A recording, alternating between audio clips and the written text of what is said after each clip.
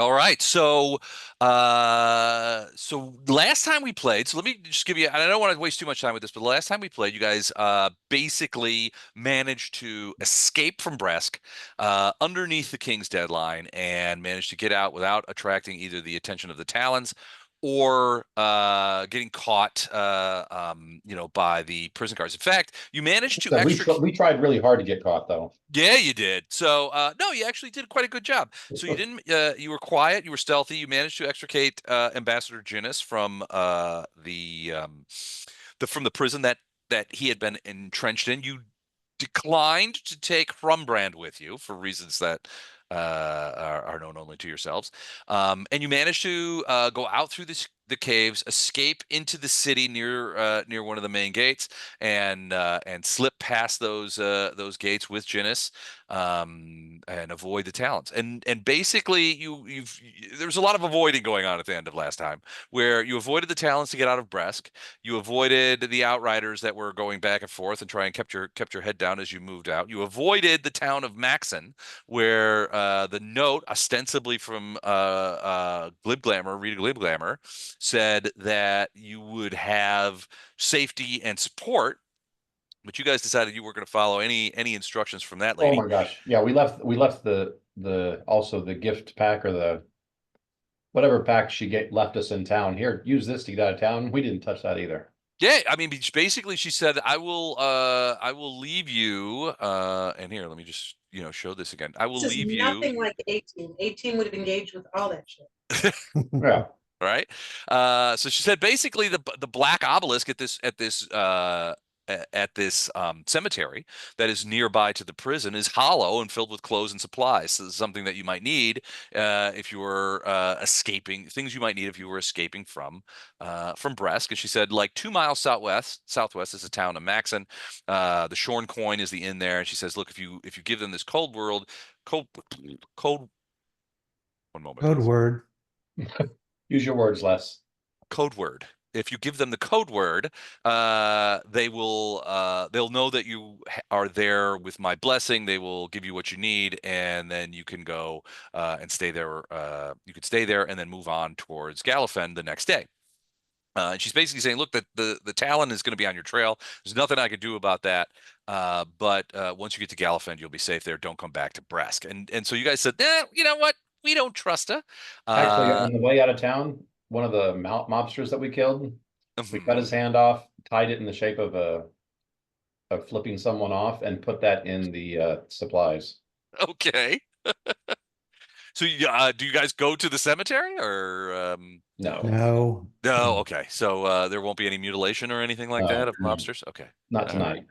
This is a good thing Eric's not here Maybe yet. later. I'm not going to rule it out permanently. I'm just The saying that. the night is young. The Let's night just is wait and see what the night happens. is young. There could be some mutilation later. All right. So you guys managed to escape. It is cold. You guys are in the mountains. It is late fall, edging towards winter, so it's quite cold out. Now you have some clothes, but it is unpleasant. You don't have wagon. Do you have horses? I think you do have horses. Yeah. So you're moving pretty quickly, but you bypass Maxon, the town of Maxon, pretty easily. It's actually um, quite close to Bresk, and you bypass that. In fact, you take a different road just to stay away anywhere near that place, and you move on down the road to the dwarvish town of Hunloduhr. Now, Hunloduhr is about 22 miles or about 7 leagues from Bresk, so it's quite a bit away. It's definitely a day's travel, and you guys get a bit of a late start, so it's late morning by the time you guys get out of Bresk and onto the road, and so to get there, But we're going to travel hard. I was gonna say to get there in one time, you would get there after dark, certainly, Right. and traveling. But you see a few travelers on the road. Nobody really gives you much attention. One of the things that you'll notice is that you're going in quite a different direction that might be sort of expected. So let's do the Bandu. Let's go to the Bandu map here for a sec. Let's see if we can make this work. I don't know if this is going to work. Let's try this.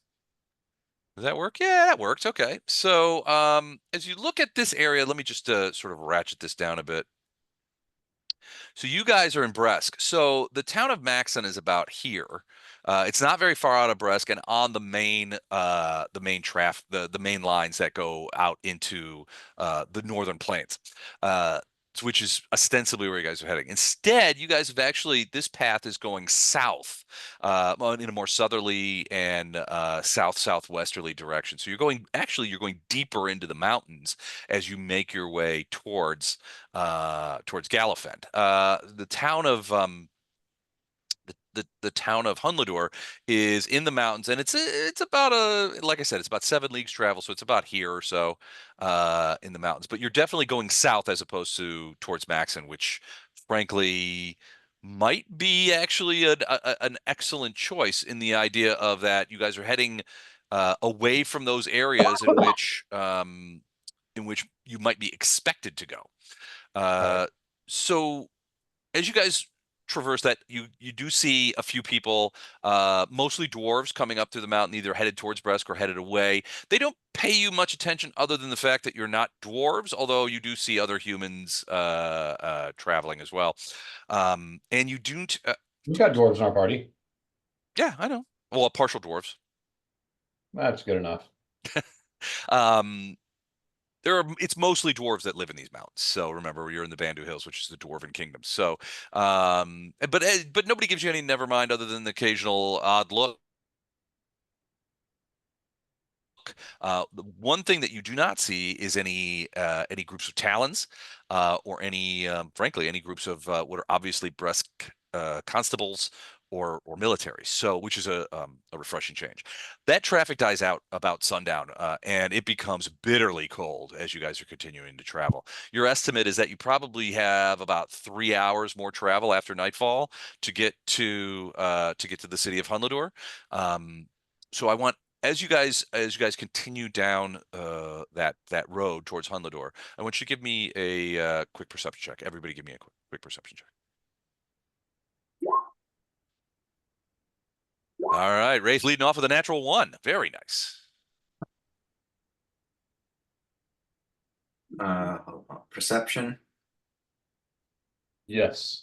Yes, please. Sorry, I was drinking my ginger ale. What's really in your glass? I like to when I drink ginger ale, I like to drink it in the fanciest of glasses. Of course. 27. 27. All right. The rest of you are just sort of hunkered down in your horses. The breath is coming out of the horse's mouth. You can easily see it in the night. Some of you have lit torches to sort of light the way in front of you because it's so hard to see. Even with the moon high, it's quite dark down here. Titus, as you are traveling along, you hear what sounds like galloping hoofs, but it's far in the distance, and it's far in the distance ahead of you in the direction that you're heading. It's not behind you, but you do hear very far away, very difficult to hear, but it definitely gives you the idea that it is galloping hoofs, horse hoofs off in the distance. You don't see anybody. All you do is hear them, and like I said, it sounds like it's quite far away. Relay this information to the team. Okay, cool.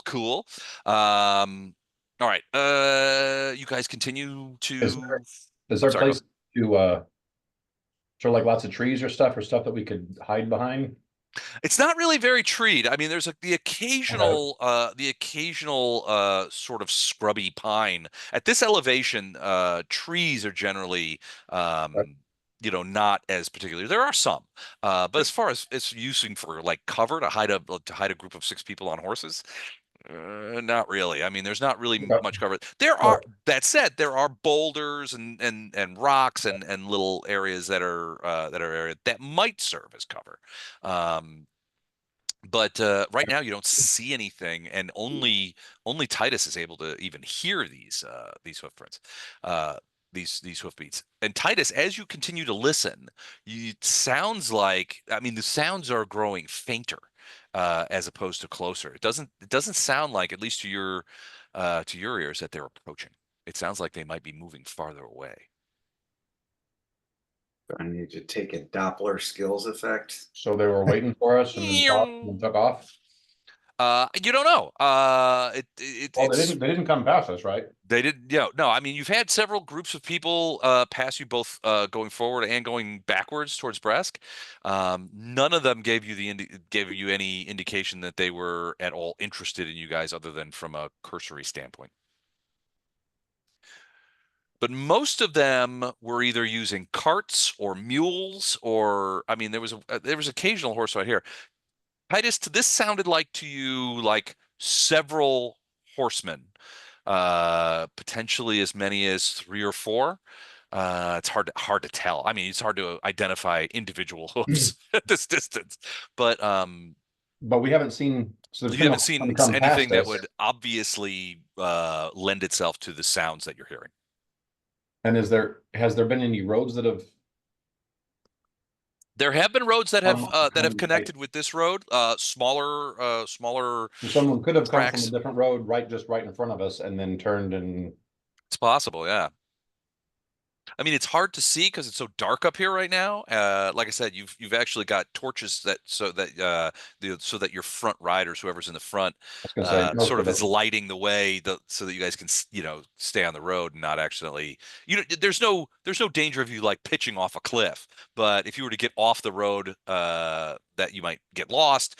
One of the horses might get injured. The road off of the road is quite rough. I know 4 of us can see in the dark, so, or maybe Okay. 5 of us.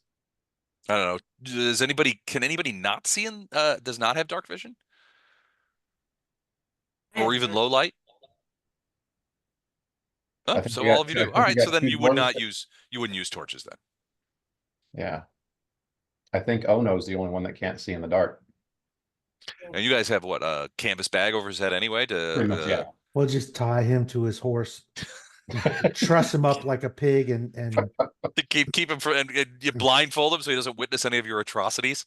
yes, So he doesn't get distracted saving somebody. We have no time to save. right. Guys, we don't want anybody to witness our atrocities, especially Ono. That's standard travel procedure for us. We just We're trying to save his innocence. yes. I don't know. I'm starting to think that maybe he's getting an inkling. You never know with these guys. So these monks, they're not dumb. Maybe he's getting onto the idea that you guys are committing a variety of crimes. But we'll see. But anyway, yeah. So Titus, to your ears, it sounds like they are moving away from you, and quite quickly. I mean, it's galloping hooves. It's not a thing. Which, frankly, if it was. Unless they had the same sort of the sort of night vision skills that you guys do, galloping at in this darkness would be, at least to your thoughts, dangerous indeed. Unless they were awfully familiar with the terrain, or were lighting their own way, that kind of thing. But even having lights or torches ahead of you would be. Doesn't give you a ton of light. It doesn't give you a ton of light, and especially if you're moving. I mean, how fast does a horse move when it's galloping? That's actually a question I can answer for you. Is that like 30 miles an hour? It could be fast, yeah. So I'm actually gonna figure this out. Go to Google. Well, if we're gonna do that, we might as well figure out what kind of coins they're carrying and how much it weighs them down. They might be weighed down. Definitely. I'll be back in a half hour. If they got 5 gold in their pocket, it's a wonder they can move. So horses can move 50. So they are moving pretty quick. They would be moving pretty solidly. All right, but they don't seem to be approaching you, and your travels continue, albeit uncomfortably. You do not see any other people on the road as you go. After about an hour after dark, you get the impression that the dwarven denizens of the Bandu Hills, all the smart people have are smart and are not traveling at night when it's freezing cold, really dark, and somewhat dangerous. So there you go. But it's not too long. It's only a couple hours, and then you come over a crest of a hill, and you see down in a valley below what looks to be a fairly bustling, well-lit town of Hunloduhr.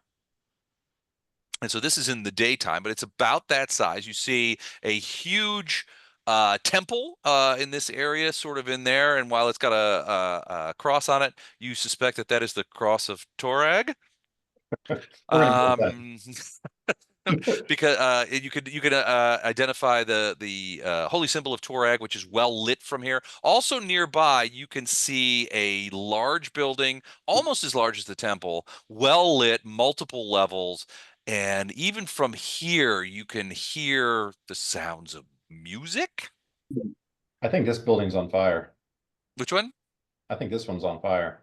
Uh, well, no, Okay. just ignore that for now. I'm doing my best with these. I'm kidding. It does kind of look like it's on fire, doesn't it? Wait, we may Yeah. have to check. See, that's what it was. It was firemen. That's what they were just trying to get. It does look like it's on fire. Damn you, Damn AI. AI. You set my building's on fire.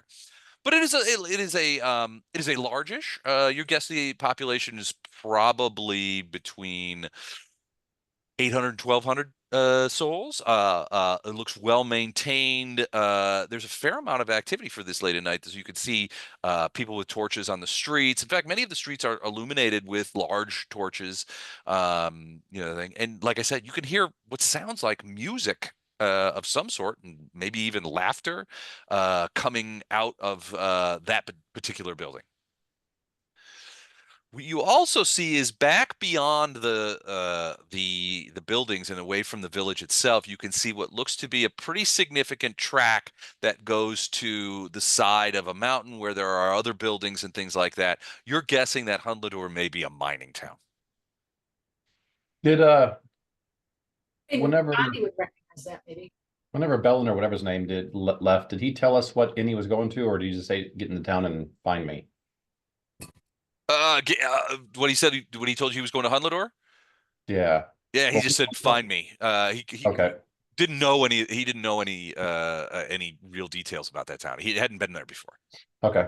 He knew of the town. He hadn't been to the town. Okay, so we just need to go in and start asking. All right. You approach the town, quite calmly as you kind of like wend your way down the into this valley, and you're somewhat surprised to see at sort of the edge of town on the main road is a cadre of what look to be about 4 dwarves.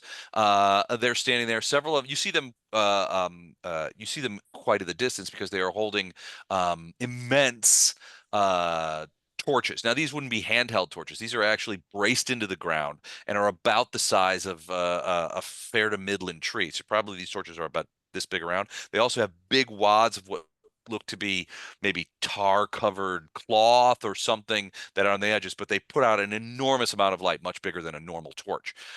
They have crossbows, but and they're cocked, but they're not pointed at you. And they also there's 4 of them. They're wearing sort of dark armor, chainmail shirts, and coats. You can see their breath sort of frosting in the thing as they watch you come closer. One of them steps forward as you guys get within to be about 30 or 40 feet, and he's like, "Hold it there!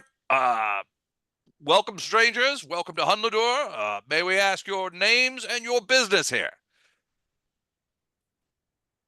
Mickey Mouse, and we're gonna rob everyone. But not till tomorrow, because That's it's why late. you're not the face of this organization. Titus, get down there and do some charming Give me a stuff. diplomacy roll, that kind of thing. Oh, robbery. All right. Well, come on in. I guess you're going to need to get to that tomorrow. Daylight's burning. Rest up before you get to that. But Titus, you tend to be the diplomat of the group. What do you speak to these guys? I do. Okay. What do you say to them? Well, just because I have a momentary lapse, I'm trying to multitask, which You accidentally let Arendar speak, and now what do I say to him, guys? And then he like reaches over and smacks his hand on my lips, stops me from speaking. And what he meant to say was, So Well, you're the charismatic one, so you do your diplomatic thing so we can go in and find an inn. what points do I need to get across? I'm just sorry. that we're just traveling. they don't seem to be Yeah. upset or even sort Holy of all crap. that guarded. Okay. Well, I rolled a Suspicious. 38. He So could I have That's really actually funny. got away with the whole like robbing thing, and they would have been okay. All right. Well, you guys are the robbers. You know best. Okay, come on in. I'm here to I rob, rolled a pillage. 38, so I just smile. Okay. He says, so as the guy sort of leans forward in the light, and he's like, you wouldn't be Titus Conundrum, would you? I would. Ah, I'll roll indeed, we've in. been waiting for you. Your friend Balan has come here just about a day ago and made our acquaintance. He's been waiting for you. Come in, come in. Get out of the cold. And so Since I rolled a natural 20, do I get a free ham or something? a free ham? I Yeah, don't know. that's how A dwarven towns flagon? work. Yeah. A flagon. Well, maybe a flagon. They got a big pile of hams there. They're just like, here you go. Here's your They're welcome to throwing them out Hunloduhr. to the charismatic ones. Boy, he's a charismatic. Well, that was a fellow. hell of a Give him hand. diplomatic roll. Here's your ham. Give him coupons for a free drink at the Yeah. inn. You look like a man who could use a ham. So they welcome you. They mentioned that they had spoken to Balan, and they are, they come forward and like, oh, yep, you must be Arendar, and here's Ono with a It's 'cause he points with at a Raven and sack on says his head, Arendar. tied to his horse. There, we're not going to ask a lot of questions about that. But they say welcome to they bid you welcome to Hunloduhr. Your friend Balan is staying at the Orcart Ale House, which is the main thing. They were like, you go down this road, you can't miss it. You could probably hear it because you could still hear the music and sort of laughter across the town. It's quite loud. He's like, he's staying there. There's you're probably not going to be wanting to traveling tonight. It's supposed to be bitter cold. So you'll be able to make arrangements there for an evening. I'm sure that they have some rooms available. They have some rooms available right in there. It's like, oh yeah, they got tons of rooms. So they're like, hey, welcome to Hunloduhr. If you go down this street, just keep going until you see the lights, and then you'll come to the Orcart Ale House. They'll welcome you there. You'll find your friend there. How many guards are there here? Is there, you say 4? 4 guys, yeah. Okay. And they decock their crossbows once they sort of lean forward and like, is that Titus Conundrum? Ah, indeed. Everybody's like, it's okay, that kind of thing. So they welcome you to the town. As we start moving forward, Mhm. I'll thank them and then toss down 4 gold to whoever's closest. Oh, okay. So thank you very much. Thank you very much for the welcome and letting us know what's going on. Oh, okay. Well, he sort of picks it up. He looks confused. He doesn't look like he's not sure. You get the impression that maybe they have never been tipped before.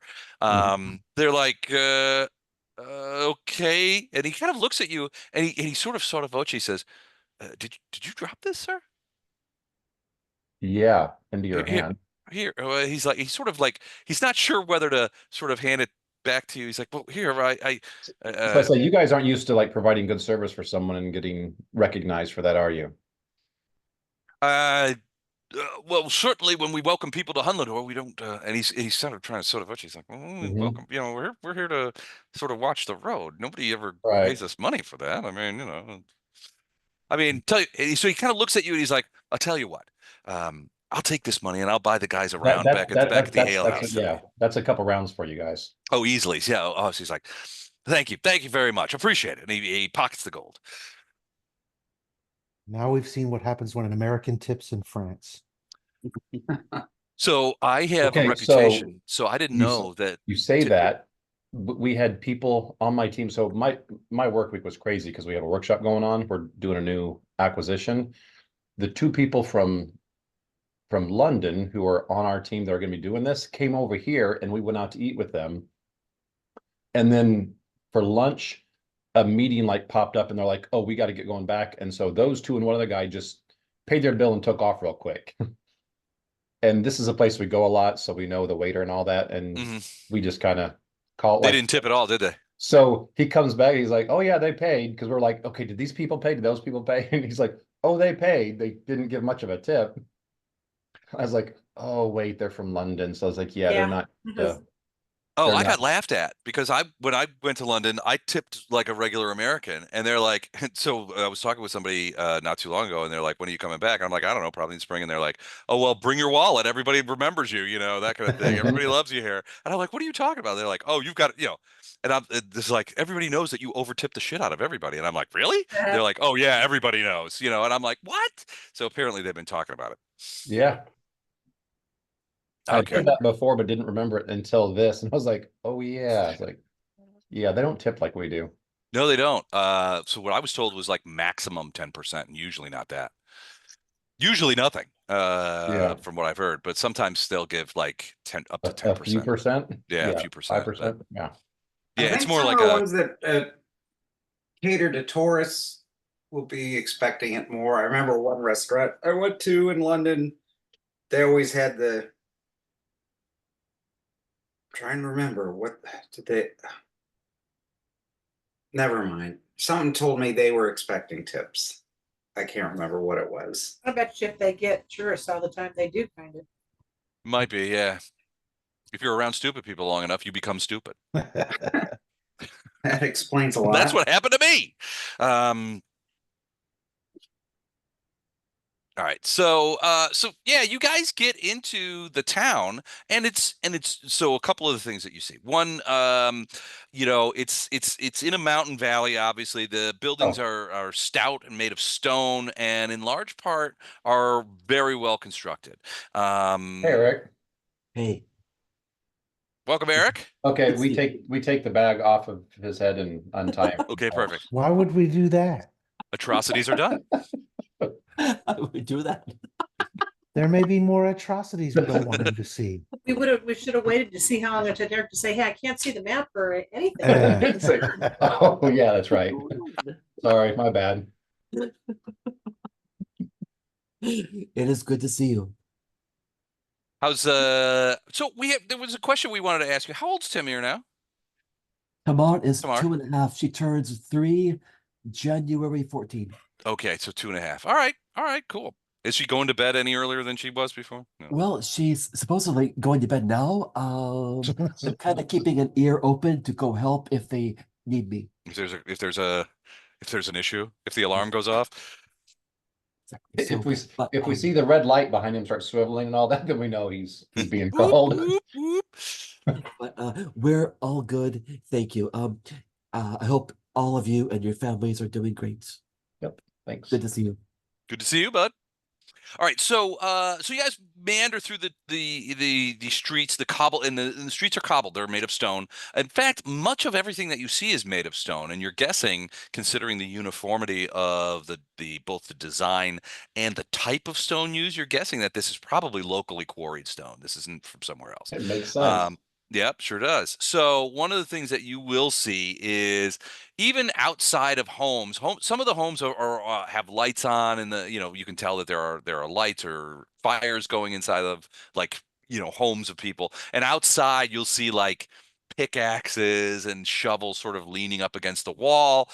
In one place as you pass, there's an actual ore cart which is uh, uh, put pitched up against the side of a wall, and it's got soil in it, and now the plant, it's obviously in sunnier climes it's used to grow plants.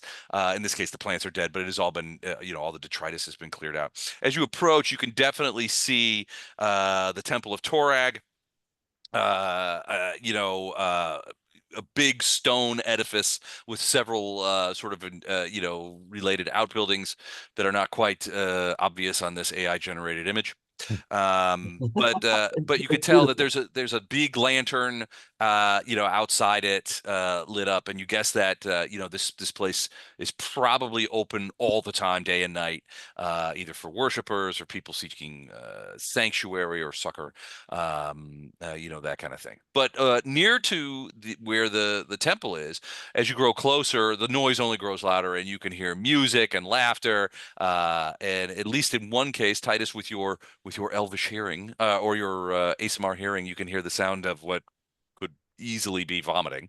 As you grow closer, and you can see that there are more and more dwarves kind of milling around, coming and going, and the thing. So many of them will sort of give you a little wave as you pass by. Nobody harasses you or anything. In some cases, they'll say hello, welcome. In one notable case, a drunken dwarf is sort of wobbling down the street, and he's like, "Welcome to Hunloduhr," and then walks past, sort of in a bit of a stupor.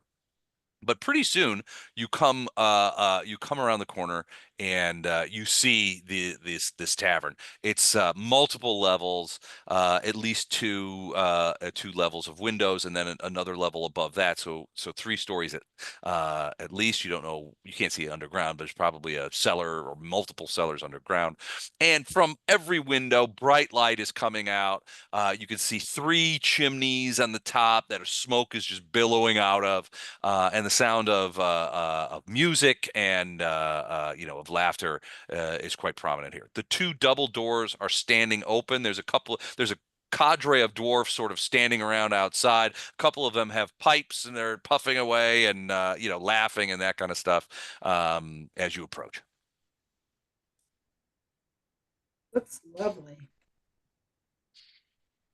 What do you guys do? Do you continue to approach, or do you go inside, or? Oh, why wouldn't we approach? I think we approach. Okay. Yeah. As you get there, the eyes of the people standing around outside sort of turn to you, and they're like, "Hello, welcome to the orc cart. If you're thirsty or hungry, come on in." And everybody sort of laughs and that kind of stuff. Is there a stable close by, or like? Yeah, there is. In fact, as you guys sort of dismount, a couple of young dwarvish not porters, what's the word I'm looking for? Stable hands, or that kind of stuff, come running up, and they're like, take your bridles for you, sir. Take these horses, and whoa, that kind of stuff. And grooms, I guess they should be, and sort of thing. We'll be staying at the Orcart tonight. Yes. We'll see to your horse flesh then. You needn't worry. Just let them know. Let them know that we've got your horses in the front. Once you go in, and it'll be tacked onto your bill. Have a pleasant stay. And then he says, if you want my advice, there is they've been cooking a large bighorn sheep that somebody took earlier this morning, and they've been cooking and marinating it all day on the spit. It's absolutely delicious. If you get a chance to eat some of it, I recommend it. And with that, there's a little cadre of young dwarves sort of like grab up your horses, let you dismount. In one case, they'll help you sort of dismount and take the horses. One of the things they do is ask you what the horses' names are, and as you tell them, they begin talking to the horse. Now you're going to come with me and not be very stubborn, are you? I've got oats and apples on the end of this, and you'll come with me. And they refer to the horses by name and that kind of stuff as they sort of lead them away around the corner into the back towards the rear of the inn. You guys approach the door. The guys wave you in, and you are confronted with an awfully pleasant sight.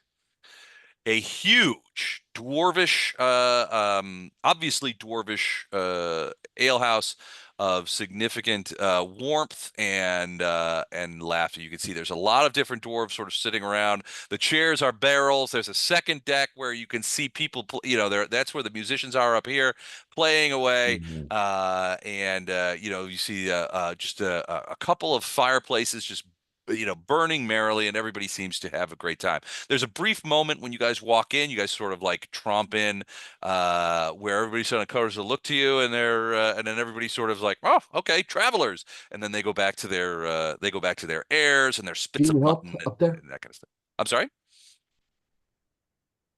What'd you say, Eric? I don't Oh. think he was talking to Can you. I help? This sounds like a Tamara issue. Yeah. Get the net. But yeah, so you go in, it's a cheerful place, and from over by the bar, you hear a dwarvish voice. Travelers, come round and get a drink, and let's see if we could fill your bellies for you. And you can see the guy. It's a long-bearded, kind of red-haired dwarf. He's like waving you over to a table over by the fire. It's the warmest spot. Go on now. You've been traveling, and if you're traveling at night, you're probably froze half to death. He waves you over to one of these tables where a barmaid comes hustling over and asks. She didn't even ask. She just has a bunch of. She has a bunch of leather mugs of ale that she puts down on the thing, one for each of you, and it says, "If you want something from the spit, you're gonna have to ask. It's going fast." Yes. She looks at everybody. It's like, you, orange whip, orange whip, orange whip. All right. So basically she's like, all right, I'll get it. And she runs back and there you are at the table with your unasked for ales. About that time you hear gentlemen from the top thing, and you could see looking over the thing as you look up, there's Balan, and he's like, I'll be down in a moment. And you could see him sort of get up from the table. There's several other dwarves that he was talking to at the table. And there's at least, as he sort of walks away from the spindles, you can see the top of the table just barely. And there's at least 2 or 3 bottles of wine on that table. And he's got a big sort of metal wine cup in his hand, and he begins walking down towards the stairs to come by you, and eventually reaches you. And he's like, "Oh, I'm so glad to see you. You got out okay. Was there any difficulty in getting out of Bresk? Did the Talons attack you? Have you heard anything? What's the deal?" And Jinnis is with you, so Balan and Jinnis are like, "Oh, Jinnis, it's good to see you again." He's like, "Balan, I haven't seen you for many years, but it's good to see you now." So you guys sort of are all in on that. Jinnis is a dwarf too, so he's he fits in quite well. But he's with you guys as well. But Balan wants to know the story. What happened? How did you get? Was it very difficult to save the ambassador? Are the Talons on your tail? What's the plan? What plan is that? So we've got a morbid thing to do tonight, but other than that, More atrocities? Shh, oh no. So what I- morbid thing do you have to do tonight? speak with dead. Oh, it's that night. All right. So Yeah. you've still got the And like a bag of holding, we've got. the bloody bag of holding. Do you guys? I mean, is What's he his in name? parts? Did you saw him up, or you just No. fold him up? Just No. hold him up, put him in there. Okay. All right. So he's not He's very in pieces. compliant, so it was pretty easy. He wasn't complaining. Not at all. So Balan's like, "Ooh, I'm not sure about that," but he's like, "Let me arrange for." I wasn't sure when you guys would be here, so I didn't arrange for a room. So there's plenty of rooms here. I haven't seen any indication that the Talons were following me. Now I don't know. Did you run into any problems when you left Bresk? Did anybody see you? A lot of people saw us. We don't think anyone paid attention to us. Okay, well, let's hope not. I have heard so he'll tell you. I have heard some stories of Talon patrols on the roads between here and Gallofend. I don't know if they are accurate. It's more hearsay than anything else. What I can tell you is no Bresk constables or Talons have been here to Hunloduhr. So it feels like we're safe here. He goes, I've also scoped out the locals about the issues. While they know that King Steppengard, his family has been killed, which they find completely unacceptable. It doesn't sound like all that has negatively impacted lifestyles here. Their lives haven't changed. They continue to go to work in the mine every day, the lead and quartz mine. They continue to do business here. They continue to work worship Torag. They're it's like in many ways, Hunloduhr has taken the extension of like, well, that's terrible news from the capital, but it really doesn't affect our day to day, so we're not going to get too involved in it. Right. And what he can say is, in the last day and a half that he's been here, no Talons or constables have come to Hunloduhr. Okay. Yeah. Well, we're just here tonight anyway, and then we're heading off. He goes, I think that's smart. He goes, I've been here, now this will be my second night here because he came just Right. the day before. And he goes, I hate to admit it, but this place has a comforting feel to it that I worry would quickly allow me to let my guard down.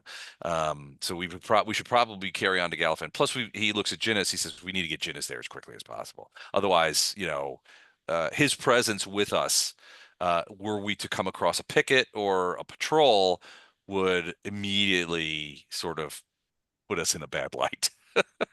I mean, we're traveling with a well-known escaped prisoner who literally We escaped. was testified in front of the king. So and declared a traitor. So that would be bad.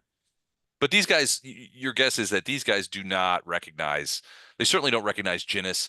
Balan has made some new friends, but that's Balan always does that. So Yeah, money does that. money and a sense of conviviality. All right, Okay. that said, the food comes, it's excellent, excellent mutton. And the barmaid brings over 2 large wooden pitchers for you guys to refill your ale mugs at your convenience. And she just says for you to give her a high sign if you need anything else. She'll pop by periodically, but for now, rest and warm up and enjoy your meal. And she largely leaves you guys be. Okay. Yeah, I don't know of anything else we need to do here tonight, but we do need to figure out, since we've only got, I think, and Gordon, you can correct me if I'm wrong, but I think we just got 3 questions we can ask. What's his name? Yeah, I think that's what it is. Right there. So, How's the weather? Won't be one of them. yeah, So it's only 3 questions? Yes. Really? Yes. Really? Yes. dang it. Yeah, Yeah, you can ask 1 question per 2 caster levels. yep, so it's 3. So has Balin been here long enough to scope out the shopping scene? Like, will we be able to get proper weather gear in our size here, or is everything dwarvish? He says there's very few humans that live in this town. This is essentially a dwarvish town, so it's going to be difficult to get stuff in your size. However, if you contract it, in a couple hours they might be able to alter it. When we came here, we had already gotten cold weather stuff, like on the way to the capital. That's true. I remember talking, we had already gotten. Oh, we already have the stuff. gear? Yeah. Okay, Got all that already. he just kept mentioning that we were freezing to death, and It probably still work because it's probably not, It's freezing out. Much frankly, you're used to you're used to it. Got cool in Gate Pass. But Gate Pass was in sort of that weird, it was a weird sort of position in that there was a lot of wind that would pass through Gate Pass that was warm. It would pass from the north to the south, because we're essentially south of the equator. North winds are warm and south winds are cold. In this case, you're up in the mountains, much higher than Gate Pass is, and so the air is thinner and the temperatures are cooler. Plus, when you guys left Gate Pass, it was about summer. And then you guys left the mountains, went across into the fire forest and various kinds of places. that got a lot warmer. That got warmer, and then you went to Sequin, which is sort of it's a river town, right? So. You guys were in the lowlands where it stays warmer longer. Now that you're back up, now that it's sort of like middle to late autumn, it's much colder up here in the mountains. So yeah, you guys do have protective clothing. It will keep you from dying, but generally, probably adequate. It's just not great. Yeah, it gives you a sense of haste. Yeah. You don't want to be out in it too much. okay. So we've got a regular winter coat. We don't have a parka. No. Right. And there's no parkas to be had around here in our size. In our size, yeah. So No, not really. But the dwarves are a bit hardier. I mean, this is their town. Right? So they're they're used to the cold. They have the proper clothing. It's just, yeah, they're not feeling it as much as you guys would. okay. Right. So yeah, I think it sounds like we can eat and drink and do whatever and get rooms. And then once we have rooms, that's when you guys are going to do the speak with dead thing. right. And then we're gonna rest and then be gone in the morning. Yeah. Okay. Well, the food is good. The ale is flowing. You guys, it's a welcome respite from the road, and especially a welcome respite from the sort of on the run kind of hunted feeling that you had while you guys were in Bresk. Whatever news or sort of attitude that the dwarves of Bresk, especially the law enforcement dwarves of Bresk, may have had for you guys. It's certainly not here because everybody's friendly. People come over and say hello, welcome to Hunloduhr, that kind of thing. This place seems to be quite a cheerful and welcoming town. Okay. All right, you guys get fed and water. Balan takes care of the bill as usual, and he says he's arranged for several rooms for us. Hey, good night. Right. He's arranged for several rooms for you guys, so there'll be things. They've already sent people up there to start the individual room fires and stuff like that, so they're nice and warm. They brought coals up for the bedpans, the bed warmers and stuff like. Not the bedpans. Wow, that's how. But they but yeah, the rooms are comfortable, well apportioned, and the beds are large enough to accommodate people of your size. You get the impression, and Balan does nothing to dissuade you, that they reserve a few rooms for big people, when they come to town. So it's apparently people who are not dwarves will come here occasionally, but it doesn't seem to be that often. You do notice a little bit of dust on the Davenport, and the water. The waters, the bowls with water in them are fresh. So Someone say goodnight to my dog. good night. Good Good night. night. Good night. I'll never stop hugging you. Good night. Like 3 times because Cohen got 3 good nights and she didn't get any, so she didn't. Gotcha. She wasn't leaving. Good night, girl. All right, but yeah, you guys get up to those up to your rooms. They're quite comfortable, and they are the fires are already in place, so quite warm. All right. What do you guys do next? Well, I'm not sure what to do next. I mean, Where are we going to speak with this dead guy? What are we doing? yeah, probably in someone's room. Okay, you're just gonna pick out one of the rooms and kind of go in there. The room doors have locks on them, and Balan's Yeah. like, no one will disturb us. Yeah, so we'll all go in there and pull the body out, and So this is the body of Joss, right? yeah, Okay, so you would just lay him out on the floor. yeah. All right. He doesn't seem to have decomposed much while in He's been dead for less than a day. Yeah, he's been dead for less than a day, but even then, he's still pretty fresh. Your guess is that the bag of holding probably Kind of preserves it a bit. yeah, preserves him a little bit. But yeah, he's he is in the what I can say is he is in the throes of rigor. So you have to get him to lay flat. So he's sort of folded up. If you're gonna have him talk, you kind of like wrench him back, and it's like as the vertebrae sort of snap. The brain, oh no, is like, oh my god. Aaron didn't care. Yeah, Aaron Darrell doesn't care. But yeah, you finally get him sort of not so much stretched out, but sort of in a sitting position. I'm assuming you kind of like lean him up against a wall or something. So yeah, he can talk to us. Yeah. Yeah. But yeah, he's sort of like up against the wall, and his head is cocked to the side, and that kind of thing. But he seems quite dead. Oh, good. We don't have a resurrection bag of holding. That's good. He's Although it would be worth a lot if we did. his clothing is covered in blood, as is the inside of your bag of holding. Nice. We'll send it through the wash. It'll be fine. There's a bag of holding that needs to be washed. Get the hose. So I was thinking for a first question, just because it's open-ended, which might force it to answer other questions. To answer this one is just ask him where can we find evidence that the package he received from the gnomes who went to the Sargovans and could have been used for something against the king's family. So like I said, if we ask a question like that,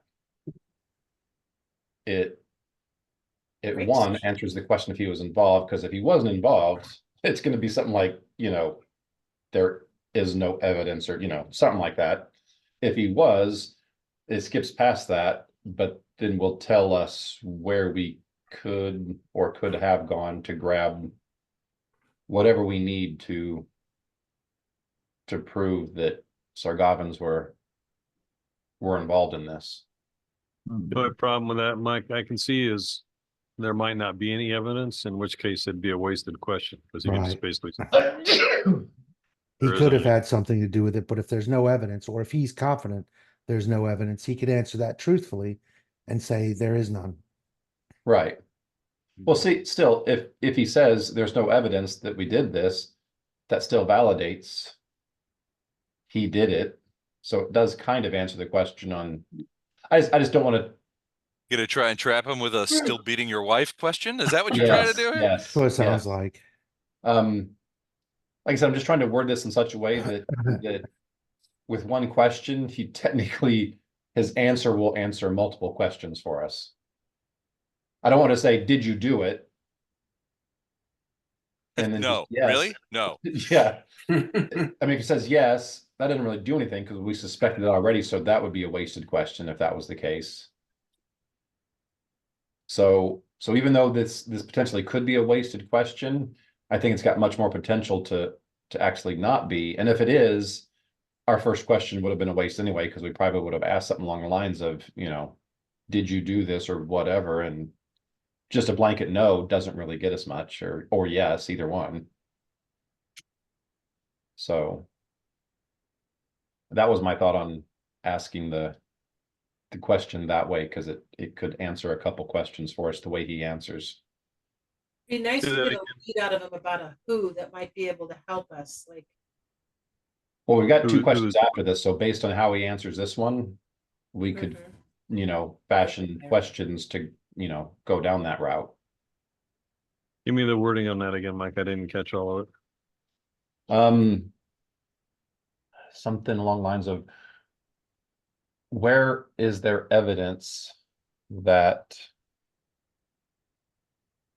the package you received from it was gnomes, right, Les? Yeah, back off. Halflings, hobbits. Hobbits. Okay, so Back off the one. so the package from the halflings was given to the Sargovans and involved in the murder of the king's family.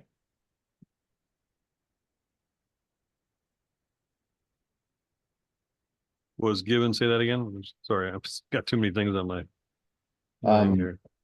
Package from halflings was given to the Sargovans and involved in the murder of the king's family.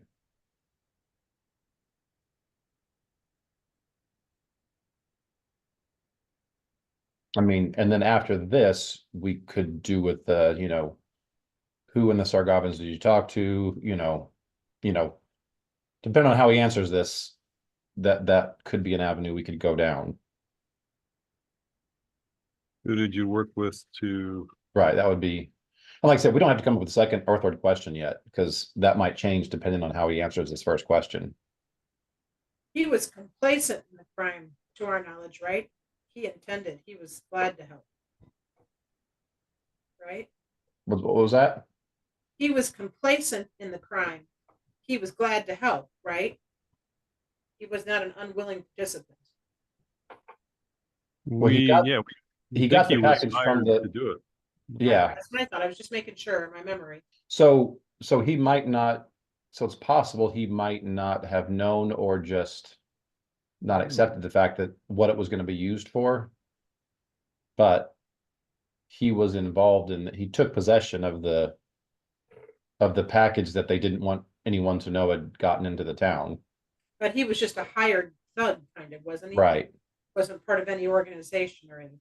We don't know that. We suspect that he's just a useful hired gun, but yeah. Well, I guess what I was thinking is if he, and this could be second and third question or none at all, but if he was part of some organization, is he aware of somebody within the organization that does not share the same support for the task at hand, of taking down, undermining the whole king and Yeah. support of Well, the past. that could be a second or third question depending on, yeah.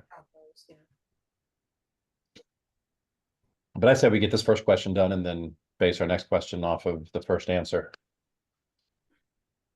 So I don't know that we should say given to the Sargavans, because I mean, if he's the assassin or his people were the assassin, then the package wouldn't have been given to the Sargavans, right? It would have been given Right.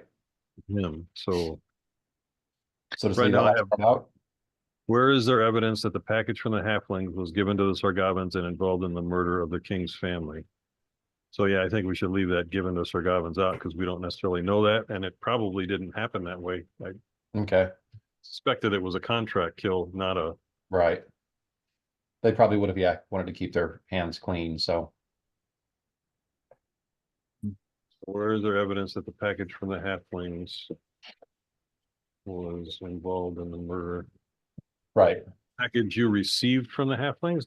Do we know that did she say Yeah, that? Bekoff the halfling that was taken into custody by the constables basically confessed to delivering the package to Joss personally. Yeah. That was part of her deal. Now, keep in mind when you guys are sort of parsing out the idea of what is Joss's relationship to the Sargavans. Keep in mind that the original package was delivered to the hobbits by Sargavans. So basically said you need to take this to Bresk and take it, and the Sargavans were, well, the Hobbit village was paying sort of protection money to the Sargavans, and Right. the Sargavans came to them and said, "You're going to be going. You're going to have you guys have trade with Bresk.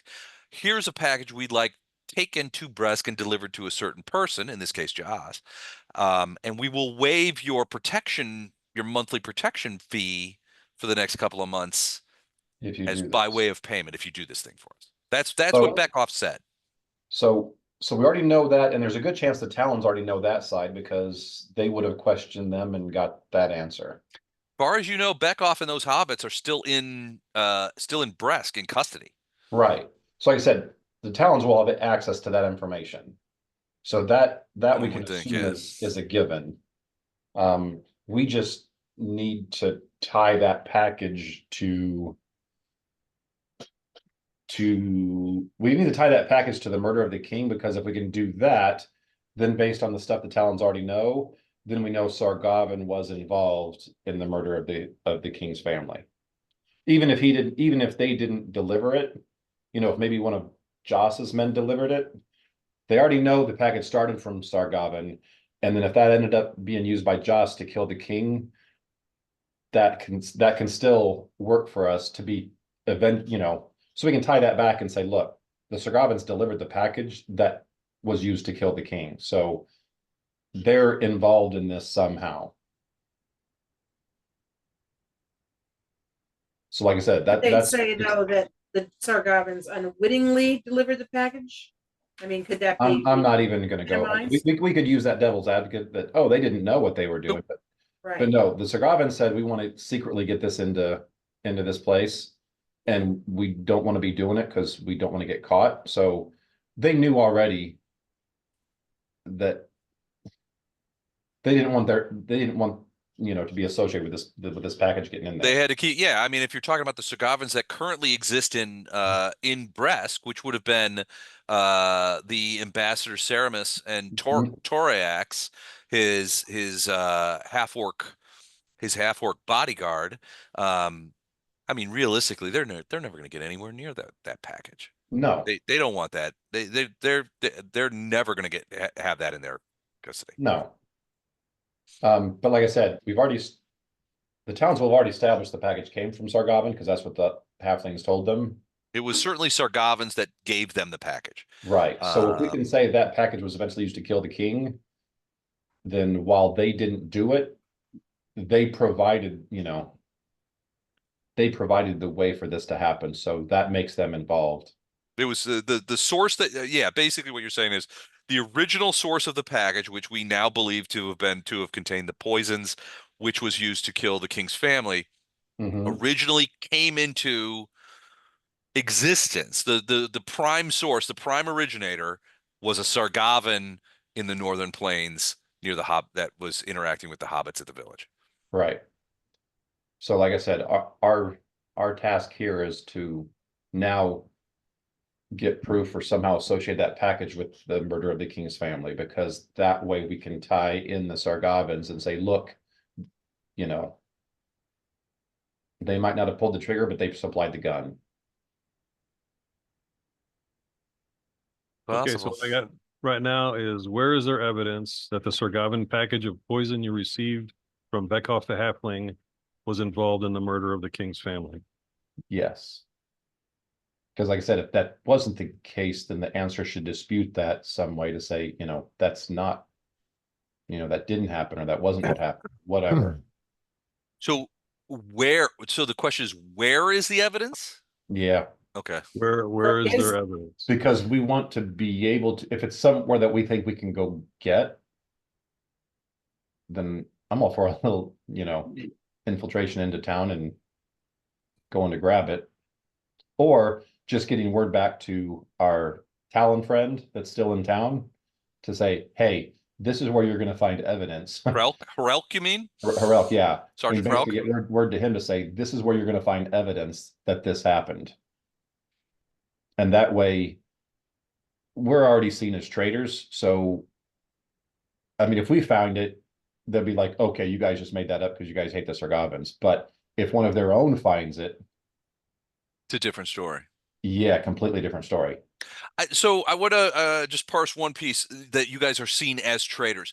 You guys personally aren't necessarily traitors because you But we're personally don't have associated. any obligations Right. to the King's Stepping Guard. What you do is you are friends of Balan, who was in Bresk ostensibly to plead the case of Sequin for not Right. letting the Sargavans through the Elite Pass, right? Right. So you guys aren't necessarily traitors. You're just not We're not welcome. you're just not around We're out. suspect and we're You're not. Yeah. unfriendly. Right. So like I said, it doesn't do any good for us to find it. It would be very much a different story if one of their own finds it. It's a good point. So, but like I said, we just need to have something to give them. And right now, Joss is our best having to get that. So like I said, I think, Gordon, the way you got that question, I think that's a good first. Does anyone else have any issues with that? But I think that's a good first start. And then from there, we ask other pointed questions or, Okay. You're going to use that as a base question to sort of get it started and then feed we'll the go from there. follow-ups. Yeah. Okay. All right. So Does that, all right. before we ask, does anyone? Let me read it again real quick. Gentlemen? Where is there evidence that the Sargavan package of poison you received from Beckhoff the Halfling was involved in causing the murders of the king's family? Does that sound right? Causing the murders of the king's family was involved in I would just say involved in the murders. the murders of the king's family. Like I said, you other guys, does anyone else see any gaping holes or? No gaping holes, just less. Oh, I'll ruin you've it got if I can.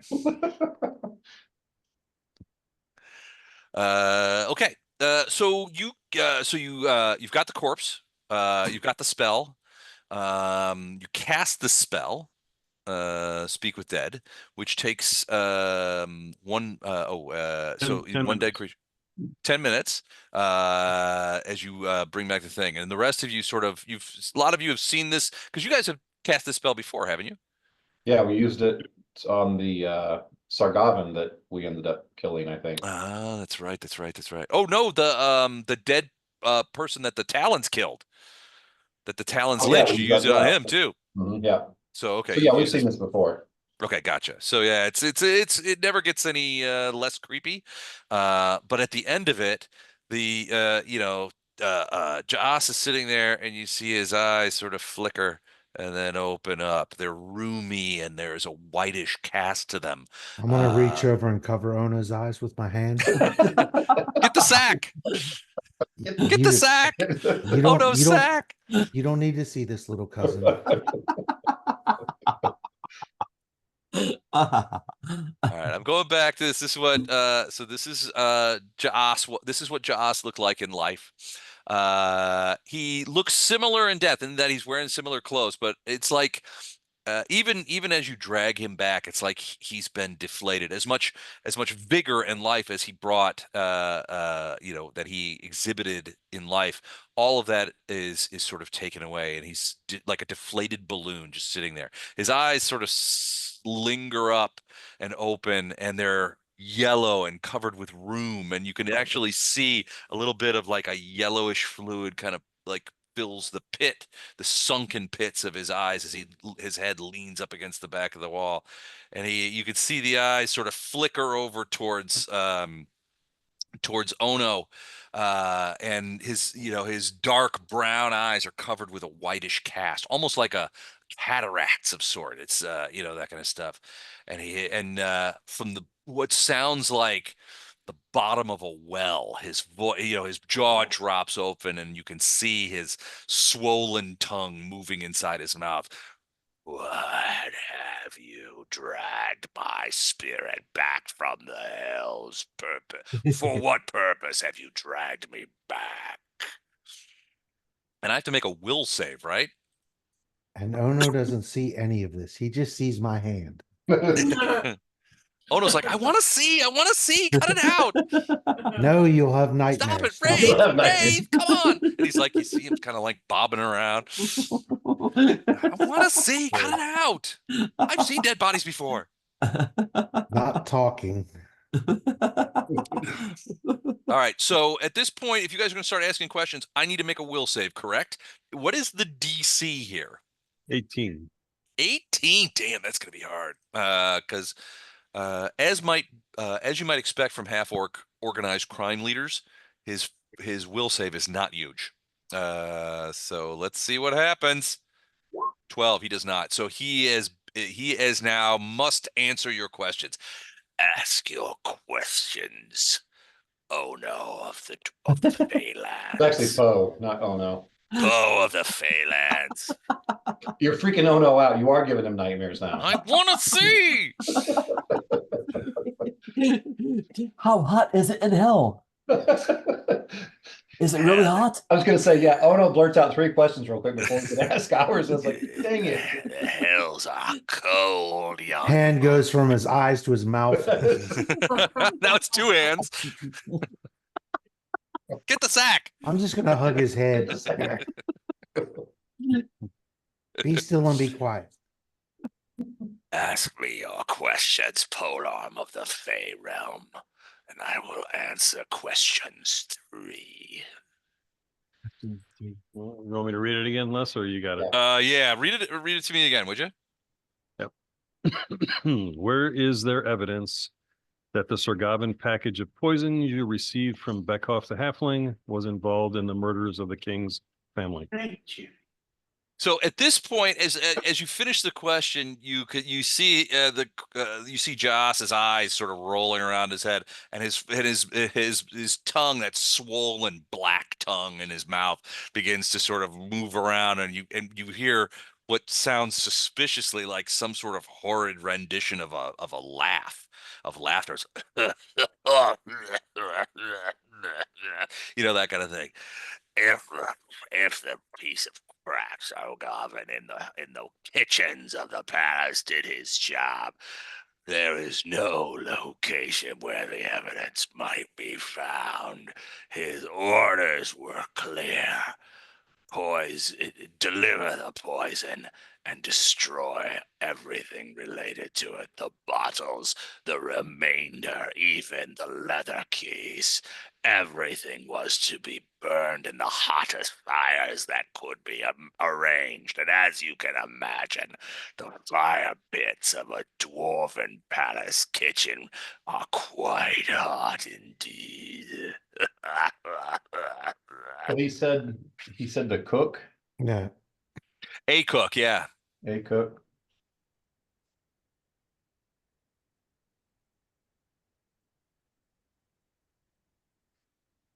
Did he name the cook? What did he say? I didn't really He did not understand name the cook. The Yeah, question was, he said a cook. where is the evidence? And he said, if the cook did his job, there is no evidence. There is no location where you can find the evidence, because he was ordered to destroy everything in the hottest fires he could find.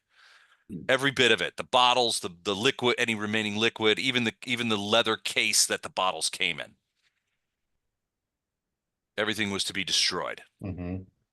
The bottles were So- to be crushed and sprinkled into the fire, destroying any remnants of the poison. Even the case, the leather case that the bottles were delivered in, was to be burned up beyond recognition. Everything was to be destroyed. Cook is a trader or just a poor yutz that needed money and took cash for a bad deed. Is another question to be maybe what traders were inside the castle that allowed them to pull this off? Well, at least one of the cooks, apparently. Yeah. I mean, In I see some addition to general, the like, cook. who did you work with to murder the king's family? Something like that should get everybody. Or who did you work with? Name Hmm. all of the traders within the castle. first- that Name- allowed you. I want to tie this Name back all- to Sargavin, so I want to.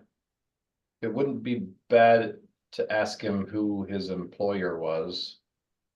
I mean, he might not know, but People you worked for and yeah, I with. think both of those are good. Either who paid you to do it, or who'd you do this for, or yeah, who did you work with in the castle? The Golos are tied to the Sargavins, but we need a lead to get to them. Well, it's already tied to the Sargavins. They're the ones who produced the poison But and had it there's delivered. There's no proof it was poison. Well, all- he all- answered all the the- question. He answered the question the way you wanted him to. He admitted his involvement. Right. He said it was poison, Yep. And it went to So- the cook, and the cook administered it. and the cook administered it and then was supposed to destroy all evidence of the crime. Mhm. So, I mean, that question worked the way you wanted it to. Right. So at this Now- point, it's Oh, go ahead. sort of, again, I think Gordon's on the right track, being broad about it to get him to name all of the people involved. But if he knows the name of the cook, that's kind of one of the things that you want to get, right? Right. Who actually delivered it, because that guy probably has a guilty conscience. Maybe not, depends on how much money he got and what kind of morals he has, but And there About could be many cooks too. And How about name and describe all of the people you worked for and with to murder the king's family and remove the evidence?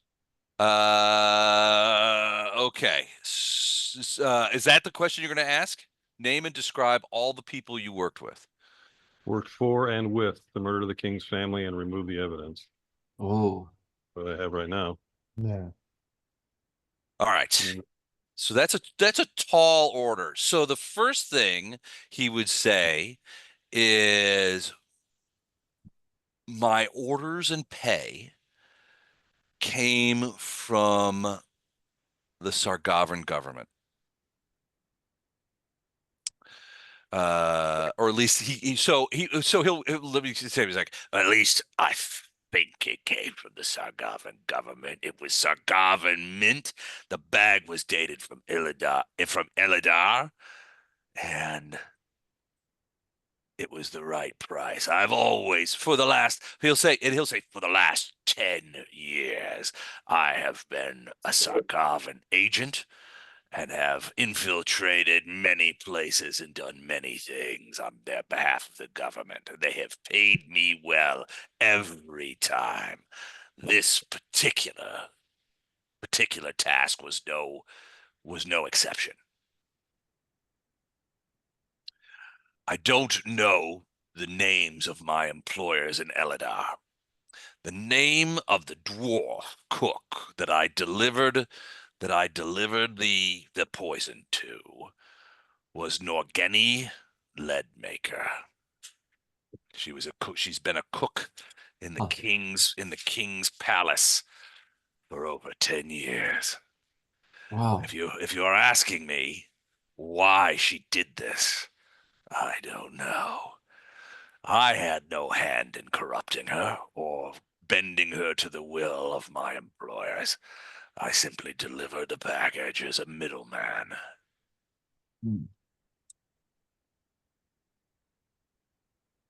Let's see. So we've got a name. No, you don't. My hand's over your eyes. And your mouth. Oh, wait, how the hell did So- I get? Norgeni Leadmaker. Norgeni is spelled Norgeni. And this is a female dwarf Cook. who Ja'a says worked in the kitchens for over 10 years. Yeah, Eric, you weren't here. We talked about this before you came on. Got it. We're trying to protect your innocence. I appreciate that. My, So we're not letting you any visually or orally. We're not letting you anywhere near the situation. I mean, I should just carry your little ass off to bed. It's past your bedtime. That's your bedtime. I want to stay up. I want to stay up. Everybody else gets to stay up. It apparently runs in your family. You want to stay up. Okay, so we've got a name. Yeah. We've got no evidence of anything, but Well, so according he to us, doesn't- he doesn't know- not if the person has done their job. yeah, he doesn't know if there's evidence. This was a job that she was supposed to do, burn everything. But whether Mhm. she actually did that, we don't know. right. What if So we if go to a she threw it- broadcast? Like, If she threw it in the trash can or did something else with it or saved some of it or whatever, we have no idea. we She should was find out. supposed to destroy it all in fire. If she gets pulled by somebody and says, you know, why did you do this? Whatever, she's gonna crack anyway, probably. I mean, most people would. Right. Yeah, unless That's she's what I'm saying. a 10th level assassin, which most cooks are not.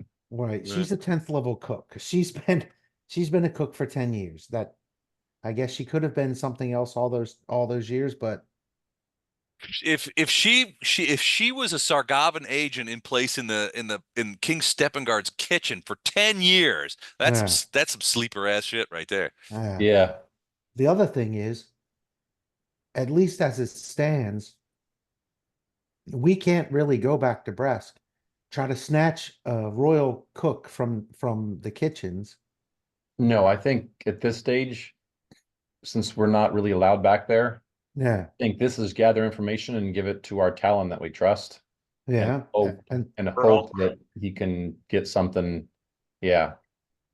Hope this leads to them finding who did it Hmm.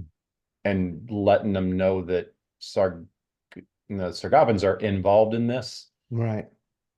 And if we can get any kind of proof, it'd be really nice. But if not, if we can just get a story that mostly makes it very, very likely they did that. Yeah, If we can just get that public, I think a lot of the people who are on the fence are just kind of going with what the king wants. I think that would sway them over to, okay, no, dealing with Sargava is bad. well, and realistically, it doesn't seem like we have to convince everybody else. We just have to convince the king. Because nobody's going to go against him. He's the king. Right. So if you can get this information back to the Talon and they go snatch and question the cook, torture, whatever, and she breaks and tells them all this, then that might work because it comes from the Talons and all that. Otherwise, we don't have the ability really to go No, and try to look into this ourselves. no. So In the with- current no, environment, listen. yeah, we can't go back. Yeah. last question, I think, what do you think about kind of the same thing as the first question, but asking for where there is evidence that he's been this Sargavan agent for 10 years? Because if we can prove that he's been an agent for 10 years, that also would be Helpful. critical to The other what's side going- of this is asking a guy, you're talking to a guy who's been an agent for them for 10 years. Can he explain why or what or anything that would be condemning to the Sargavans? Where, because he probably knows where they've screwed up or why they're cooking Actually, like yeah. this. Yeah. Ask What him do if you know? if you were trying to frame the Sargavans, or if you're trying to do something where, Where the body start with, or what would you. That's not a bad, that's actually a great idea since Yeah, I since he think, will know the inner workings of them better than we do. and I think the first two questions kind of got everything you were looking for. Mm-hmm. I mean, really. So this Right. question is one that you can sort of try to step out with and see if you can get something. And again, the idea is get something that you can deliver back to that Talon guy and get him to investigate. Right. But remember, the last time we gave him information, he started to investigate it and then got smacked down and told to Yeah, knock I was it just off. gonna say, I don't know that we trust that guy. So it's not a matter necessarily of trusting him. It's a matter of he's limited in his position. Because if he gets too close, Well, he got slapped down because of us. It wasn't Yeah. it wasn't what he was doing was wrong. It was obvious he was doing this for us, and we were associated with someone who was not on friendly terms with the king. So he got slapped down just because he was seen helping people who, aren't on the king's side. yeah, So this he won't have that issue here. maybe. Well, he shouldn't, but yeah. Maybe it has nothing to do with us. It's just a matter of if he's poking into things that powerful people don't want looked into, they have sway over the king in his bereaved state. Or Right. the higher up Talons are just as crooked as the Sargavans are, or their agents as well, and they'll tell him to knock it off, stop looking into that stuff, that none of that has anything to do with you. I'm hoping he's wise enough or knows enough. Because Les had said this guy had been in the Talons for a For while. like- He's yeah. he's been a constable for a long time. So Right. I would hope he's wise enough that if he suspects that's going on, that, Yeah. he won't just go, "Hey guys, look what I found." Right. It will be, Another maybe that's question might correct. be, does this guy know anybody that could expose their Sargavans easily that we could get to? Somebody, see- somebody that could expose them so brilliantly, set such a light on what their activities have been based upon. Yeah, Jennifer, I think this is golden here because I think you're absolutely right. Since he knows basically, and this is kind of the way he thinks, yeah, we need to somehow word this thing to whereas if you were paid 1 million gold pieces to, foil the Sargavans' plans Or with expose what them. what would you be telling people? What would you Okay, here's what I got. If you wanted to frame the Sargavans or prove that the Sargavans are responsible for killing the king's family, how would you do it? Okay. Instead of how would you do it? How would you do it? No, I think that's Allows him to just come up with a plan of, oh, I would investigate and I would do this and what.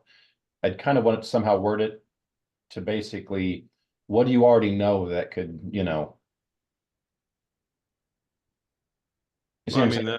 that kind of I'd want to word inherently- it to where it's what do you know that could make it really easy to,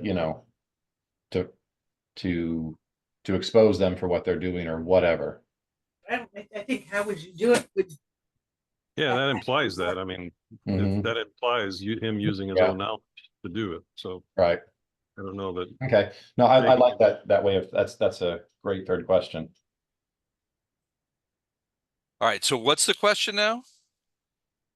If you wanted to frame the Sargavans or prove Not that frame, the not Sargavans, frame. Frame Just means to- we're just I'd say expose instead of frame. Because frame just makes it okay. If you wanted to like lie and make stuff up about them, we don't want to do that. We want to we want to expose what's been going on. okay, if you wanted to expose the Sargavans or prove that the Sargavans are responsible for killing the king's family, how would you do it? Okay.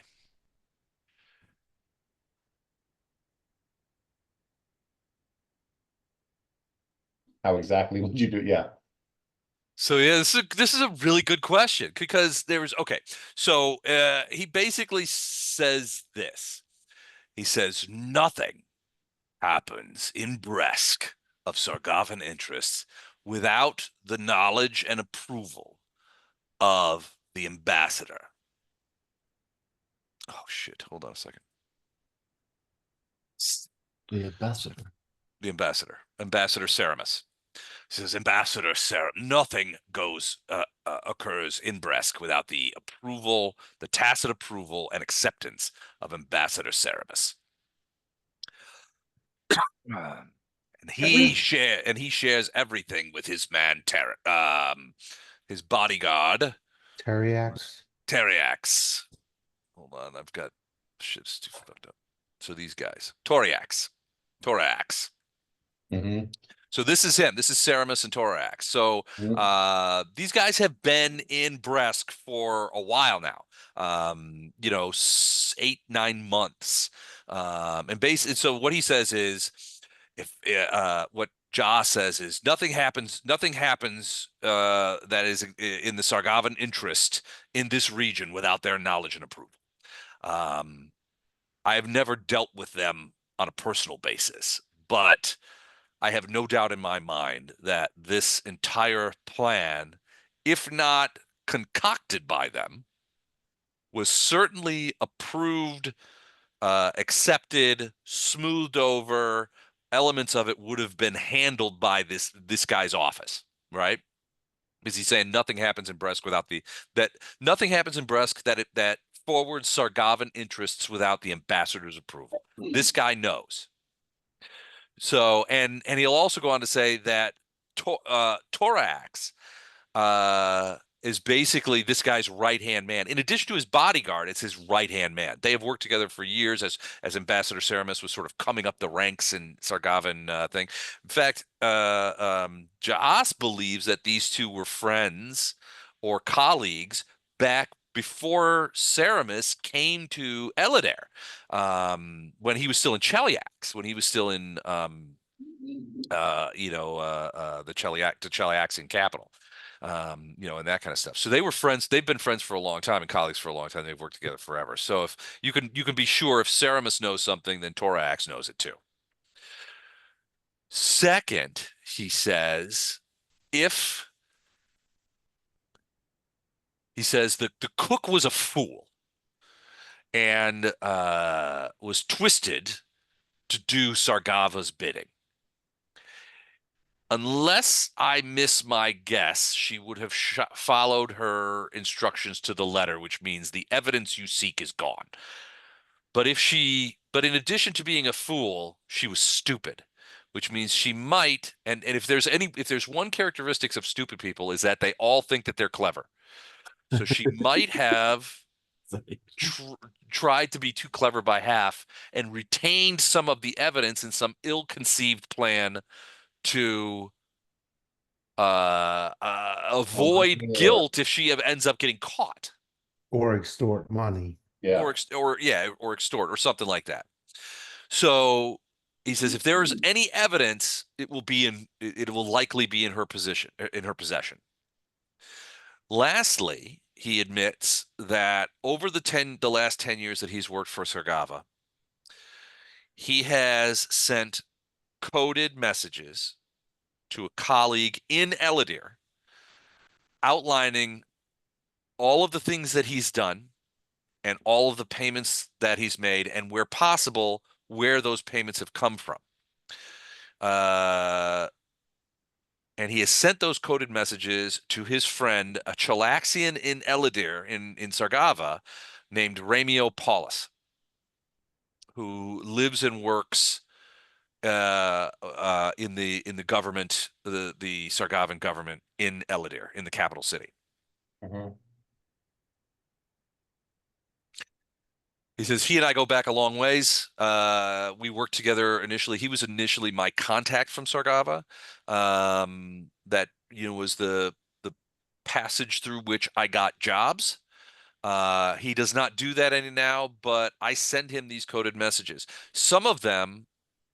All of them use the book codes that I use. Some of them are coded with a book code that Ramio knows. So there are messages to him. But I also pay him to keep documents that he doesn't have the code for safekeeping. Essentially it's his get out of jail free card. Sweet. So if we get this But guy. Ramio doesn't know the extent of what I'm saving against him. If he knew, he would destroy them. I've just asked him, I've basically sent him coded messages to say, look, these are some documents that I want you to keep safe for me. Periodically, I'll send you new ones. I've already sent documents outlining this particular operation to him. I'm assuming that if they are not in Eladair already, they will get there soon.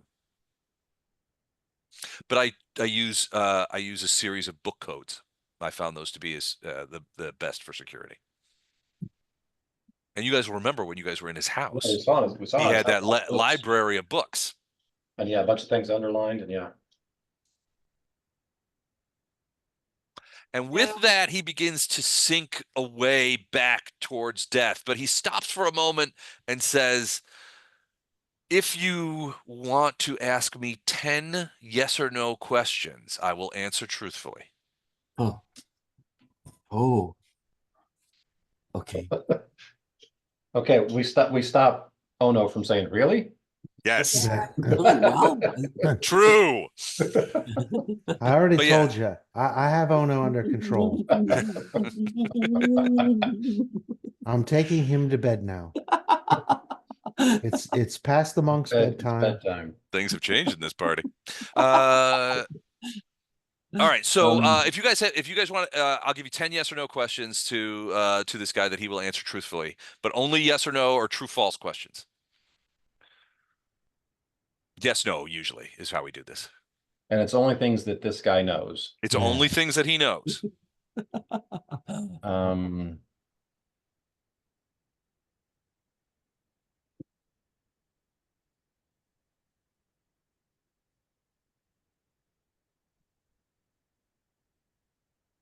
Well, you have 10 of them. Now would be a good time to let Ono ask if hell is hot.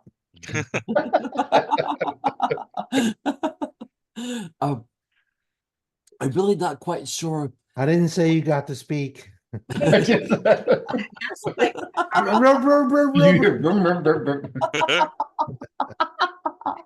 Oh man.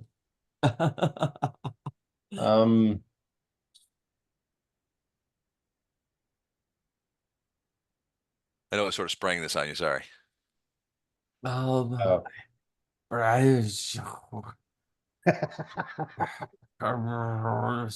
So based on what he was saying, this isn't a question of the yes no's. This is basically coming around to what we already said. He was talking about the cook as if she was still around, right? Well, yeah. I mean, he was talking about her as if she still lived. So That's because that would have been one of my yes no's, but the way he was wording things, it wasn't past tense. on the other hand, if they had a plan to off the cook, which would make sense, Actually, it might not. It might be that he didn't know about it. He was delivery boy. right. Think about your questions. I'll be right back. Right. Wow. I mean, what do we want to figure out?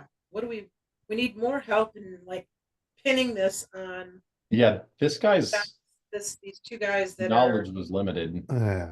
slimy white guy and the orc with giant teeth. Like we need more to pin it on them. So Do we want to ask if he had another residence other than the trap house that we found?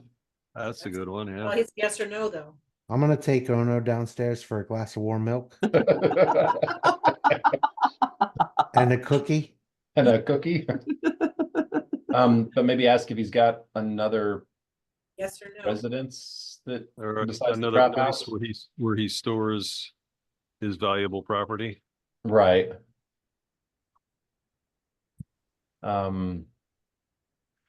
Okay. Do you have your Yeah, first well- question? Does he have another residence in Bresk besides the trap Or- house we Or found? place where he stores valuable things that he owns. Like the what's his name? This bad Sardavan. No. Well, no. Okay, so the trap house was it. Yeah, that was his house.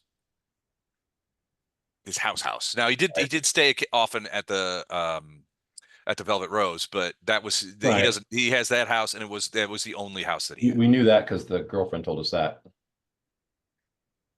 Yeah, but girlfriends, they never know the whole story. Right.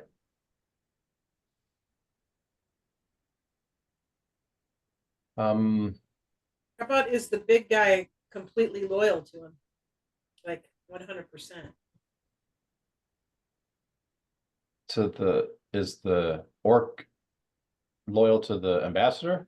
Yeah, because if he isn't 100% loyal, like if The way he made it sound, those guys have been like, you know, but brothers. some people are just so inherently bad that they'll always take the next best deal, even if they sell out their own mother. Like, is he corruptible? Is he, you know what I'm saying? Like, is he? I don't think he Okay. knows them all. Know that. I mean, Yeah, he just knows of these people. He said he never worked with them. right. And I mean, they think they're. I mean, they're like the Nazis. They think they're doing good. I mean, the Sargavans are just Yeah. doing what emperors do. They're trying to take over shit. I mean, that's not evil to them. Well, Yeah. keep in mind I'm not trying to see if that they're Sargava is an. Oh, I'm Yeah, sorry. Go ahead. What were you saying? I'm not trying to see if they're evil. I'm not saying they are. I'm trying to see if there's a way to drive a wedge between these two people. If one might roll on the other. That's all. But if he doesn't, you're right. If he doesn't know him, he doesn't know him. Because, yeah, he said he didn't know him very well. Um,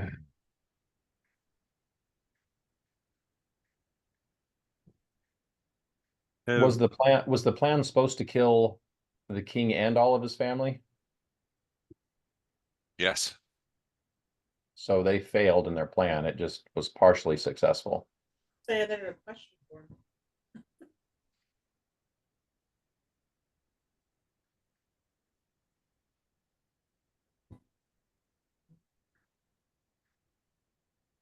Has he been used by the Sargavans to kill other people in the 10 years he's worked for them?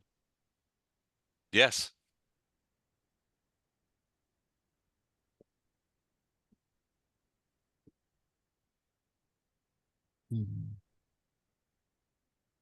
Is there proof that Well, he already told us Yes. proof. He's got the book coded messages that say everything that he's done. I mean, Yeah, there's so much gold in what we have already. I'm having trouble coming up with right, anything. exactly, yeah. We have so many leads right now. It's like Jesus. there's something Um, obviously to gain, or we wouldn't have been given this boon? We're missing something.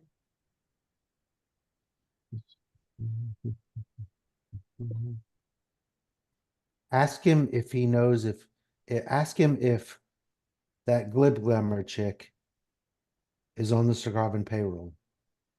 Oh, that's an awesome That's a question. great question. Yeah. Because we don't trust her. We Right. avoided everything she said because we thought it was a trap. So with a question or a couple of questions, Or I maybe, just say, yeah, does he know if she's working with the Sargavans? right, we can find out if we were right not to trust her, or if she might still be a positive wild card out there. Okay. He says, to his knowledge, she is not working with the Sargavans. But Okay, so no. no. Okay. Um, Or to his knowledge, she's not on their payroll or working directly with them. but it's a yes, no, so he would have just said no. He would have just said Yeah. no. Should we ask if there's other people close to the king that are on the Sargavan payroll that the king is, that nobody knows about within his immediate circle? Like, does he have it? We can, but with yes, no questions, it'd be hard to narrow it down. Well, at least we know we've got one. And then is it a girl or a man or a Yeah, woman? that's probably not a bad He idea. may not. Okay. May not know. So yeah, this question would be, do you know of any more of the king's inner circle that are working with Sargava? Yes. That would be okay, so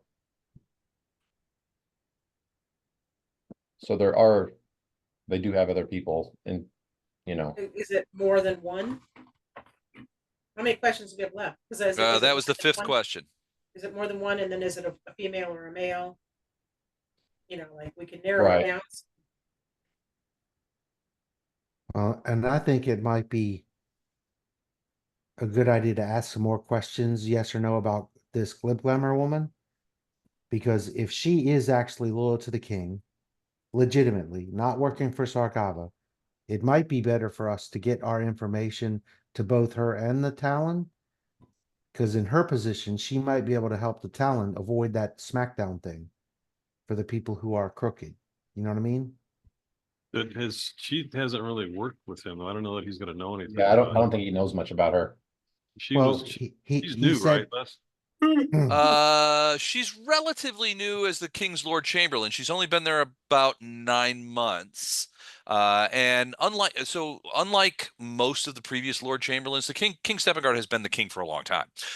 So he's had several Lord Chamberlains, and most of them become Lord Chamberlains after being Deputy Lord Chamberlains or Assistant Lord Chamberlains and that kind of stuff, sort of in the Office office kind service of. for a long time.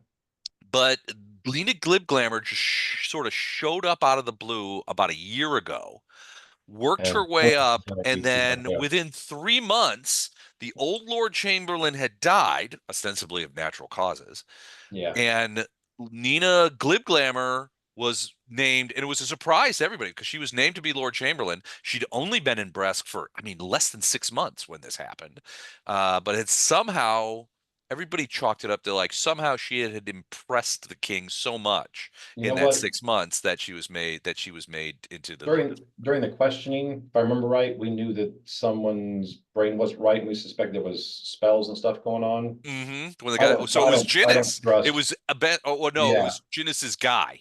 It wasn't Jinnis himself. I don't trust.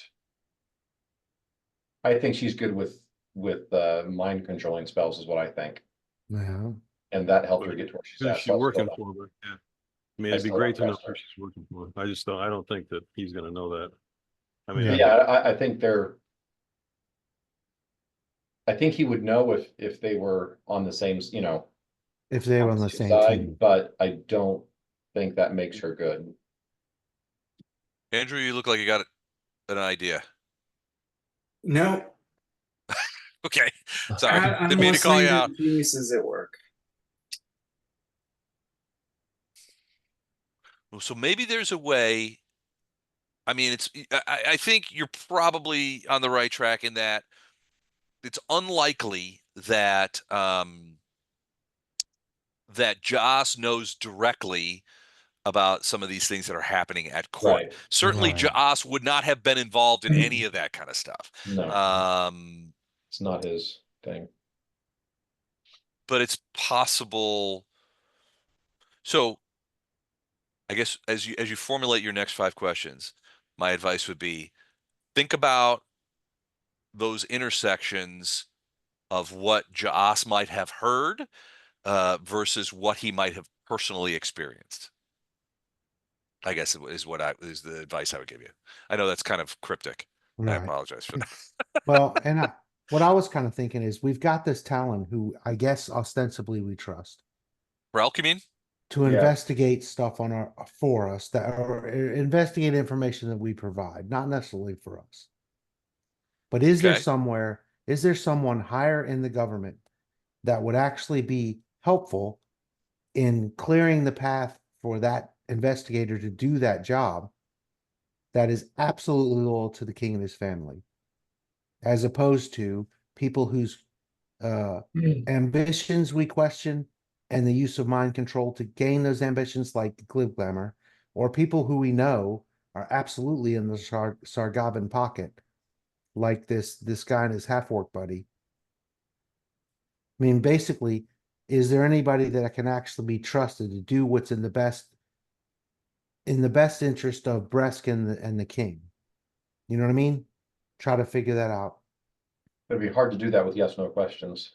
Well, yeah, I know, and it would probably take multiples to figure it out. But we at least know the names, I think, of most of the players.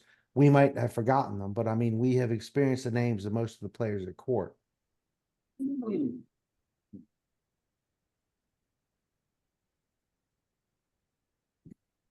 Hmm. My point was maybe you find certain avenues more fruitful if you asked him what he's heard as opposed to what he knows. Right. Because what he knows may be very limited. What he's heard may be quite expansive. Right. Remember, Joss basically had set himself up in Bresk as sort of a organized crime figure of sorts. Yeah.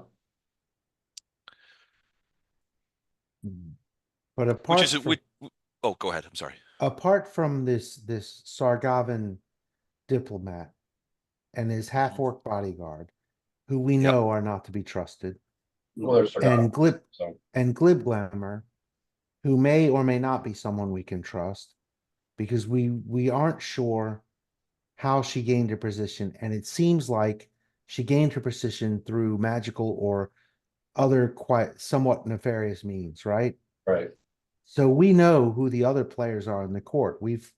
We saw them when we were at the little thing that Balan tried to talk to the king. Right. So it'll be a matter of, does he have, are there any of the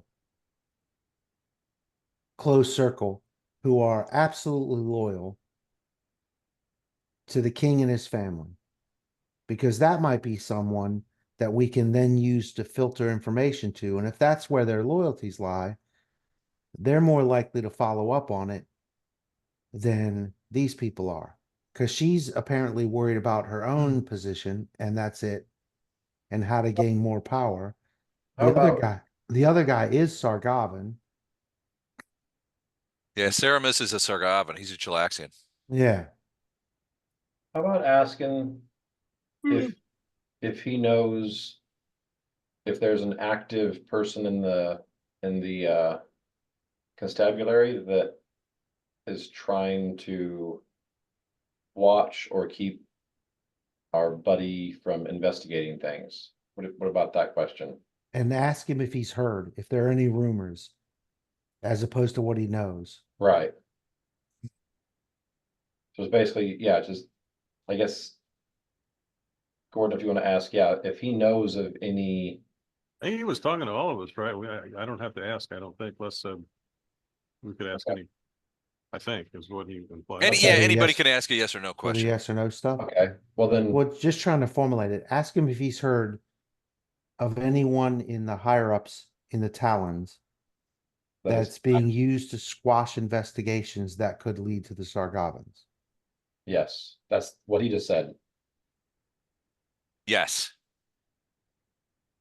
The answer to that question is yes. Yeah. There are people high up in the Talons who are actively suppressing certain lines of inquiry. People, not person. There's multiple. People. And that was more of an interpretation of his question, not another question. Yeah. Right.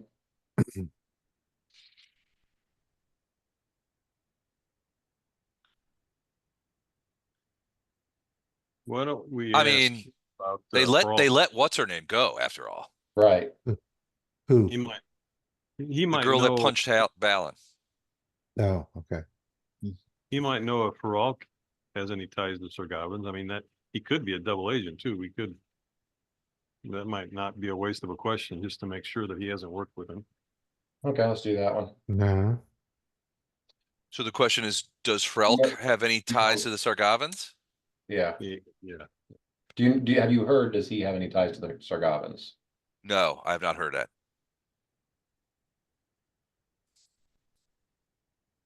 And we don't actually know the names of the So we don't know the names superiors to say, hey, does, in the Talon. yeah. You could ask him if he knows their names. But then we still. But then it'd be yes or no. We still wouldn't know their names. True. How long? You could ask him if he thinks Relk knows their names. Well, Relk's going to know everybody in the Talons. Probably, especially everybody above him, you would think. Yeah, that's not 'Cause going to hurt. everyone That's a good knows point. the superiors are their bosses and their bosses' Yeah. bosses. Good point. Right. Good point. I know the CEO of my company. I don't know whether she's good or bad or indifferent. Just I know her name. Yeah, good point. To speak with dead, you've done it once. What's the time limit, or how long before you can do it again? Week, I think. Is it a Can week? If the corpse has been subject to speak with dead within the past week, the new spell fails. You can cast this spell on a corpse that has been deceased for any amount of time, but the body that has to be mostly intact. But at least must have a mouth. So yeah, if it has been subject to speak with dead within the past week, the spell fails. So yeah, it's a week. So if you do gentle repose or whatever, and we leave him in this bag, in a week we can ask this again. Yeah. So we Or can we use can give these. We can use, I mean, he's the best evidence we have too. We can give him to whoever we're going to work with.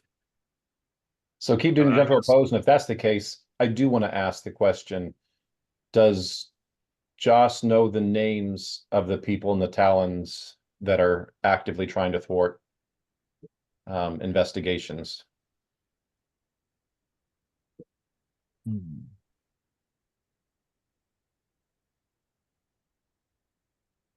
Yes, but not all of them. So in a week, we could get those names from him. Right. So your guess is that the way he voices that answer Mhm. would lead you to believe that he knows the names of at least one and maybe more, Right, but not all. right. Which makes Which sense. makes sense. Yeah, he's not going to know Right. everybody. He's going to know the names of the Talons that are The going to ones be that he works with, directly the ones that- influencing. Yeah, the one he works with, Yeah, or the ones he his works with. contacts, Yeah. the ones he's greased or the ones he's paying or whatever. Yeah. So would Well, it be and worth? keep in mind when you guys came to the Velvet Rose, the woman whose name freaking escapes me, the woman who punched Balan was there. Yeah, she was She there. later escaped, but she was there with Yeah, didn't Joss. didn't look like she was there on her own free will, or at least not happy where she was at, but she was Yeah. there. She did not look happy, and she escaped at the earliest opportunity. Right.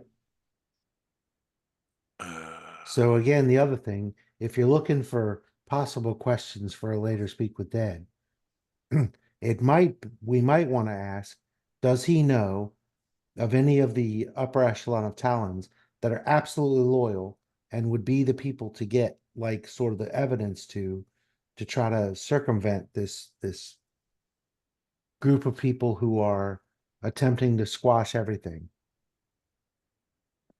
That leads back to the Sargavans anyway. You know what I mean? And we Yeah, I like put that 20 because questions. I mean he would know people would say, oh, okay, don't even do anything around these guys because you're not gonna get them in a million years. Right. Make Who sure would you be the away goody from- two shoes? Would you say, Jen? Make sure to stay away from these guys. Who's the Yeah, guys right. stayed away Who, from? who are the guys that you've heard Untouchable. are pretty much uncorruptible Right. in the higher ups?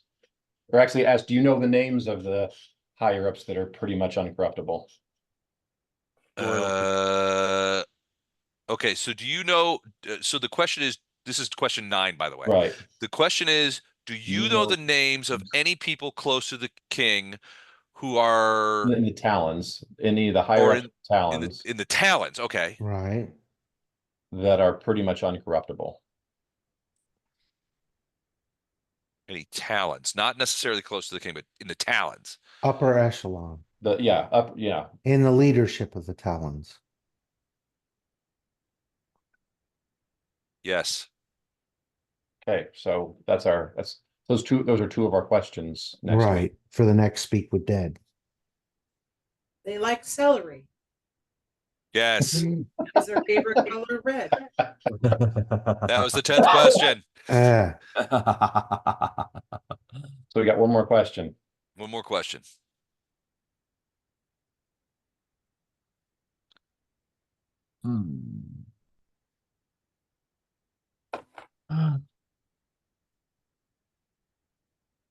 Is I don't know. Is that woman's name? It's breaking my Talindra? brain. Talindra? Kalindra? Kalindra? Is that right? Talindra. Talindra. Talindra? Am I wrong? I might be wrong. I don't know. Talindra who punched Who punched Balan? Yeah. Punched could be really wrong. hard too.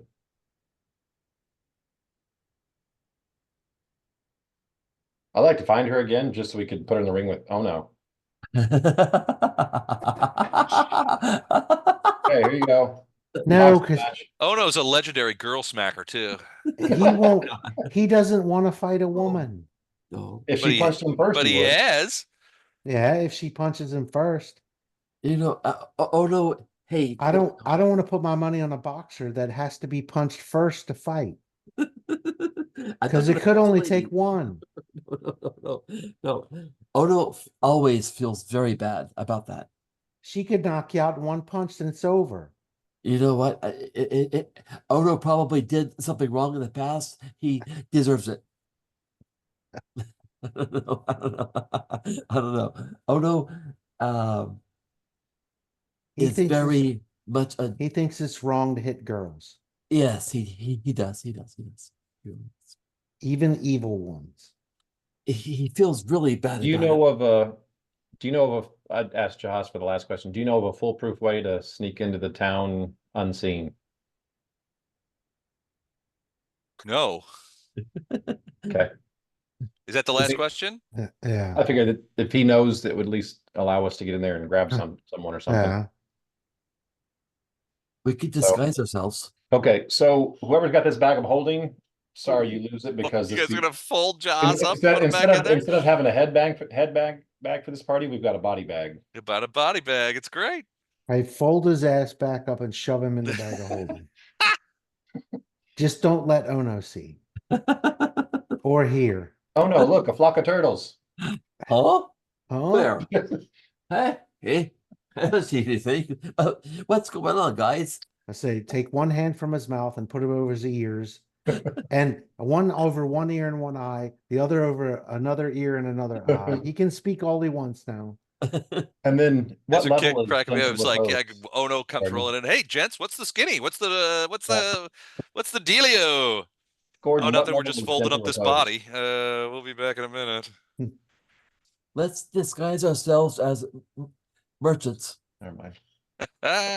That'll work. It always does. No, it won't. I mean, just on general principles, even if we're not going anywhere, let's just disguise ourselves as merchants, just for grins. See how it Oh. works. Oh, here we go. So tomorrow, Gordon, can Poe memorize gentle repose? Yep. Because that actually, I thought it was once per day, but no, it actually will stop a The corpse from decaying decomposing process. for 1 day per level. So Huh. you do this tomorrow for 7 days, it won't deteriorate at all. Yeah. I was thinking you have to do this once per day, but no, that's Huh. Well, So it won't be stinky the next time we have to ask this guy a bunch of questions. right. And it will be in the exact same conditions, so we don't have to worry about, all falling off or, Problems. Right. I could cast clean too to make things not so nasty. There you go. Okay. Okay, so that's it with that. So as far as I know, other than that, that's the only tonight's activity we got. Yeah, now it's As long as- bedtime. And then as long as nothing happens overnight, then we get up next morning, eat, and then start making our way towards what's his name? Our guy. Towards Gallofend? Yeah. Okay. All right. So it's still a fair trek to Gallofend. Yeah, So you okay. guys load up on various supplies and that kind of stuff. Everything's your expenses are pretty much covered by Balan, but now you've got your wagon of stuff and the horses are refreshed and everybody seems to be in pretty good spirits. Over the course of the evening, nothing has changed, and a few discreet questions at the morning as you guys are tucking into some breakfast before you hit the road. Tells you that no Talon or constables, no one from Bresk has entered the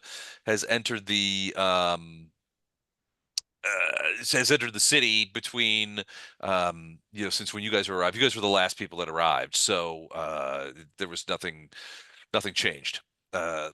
So nothing there. Oh, hold on, this is really bugging me. Hold on, I've got to find her name.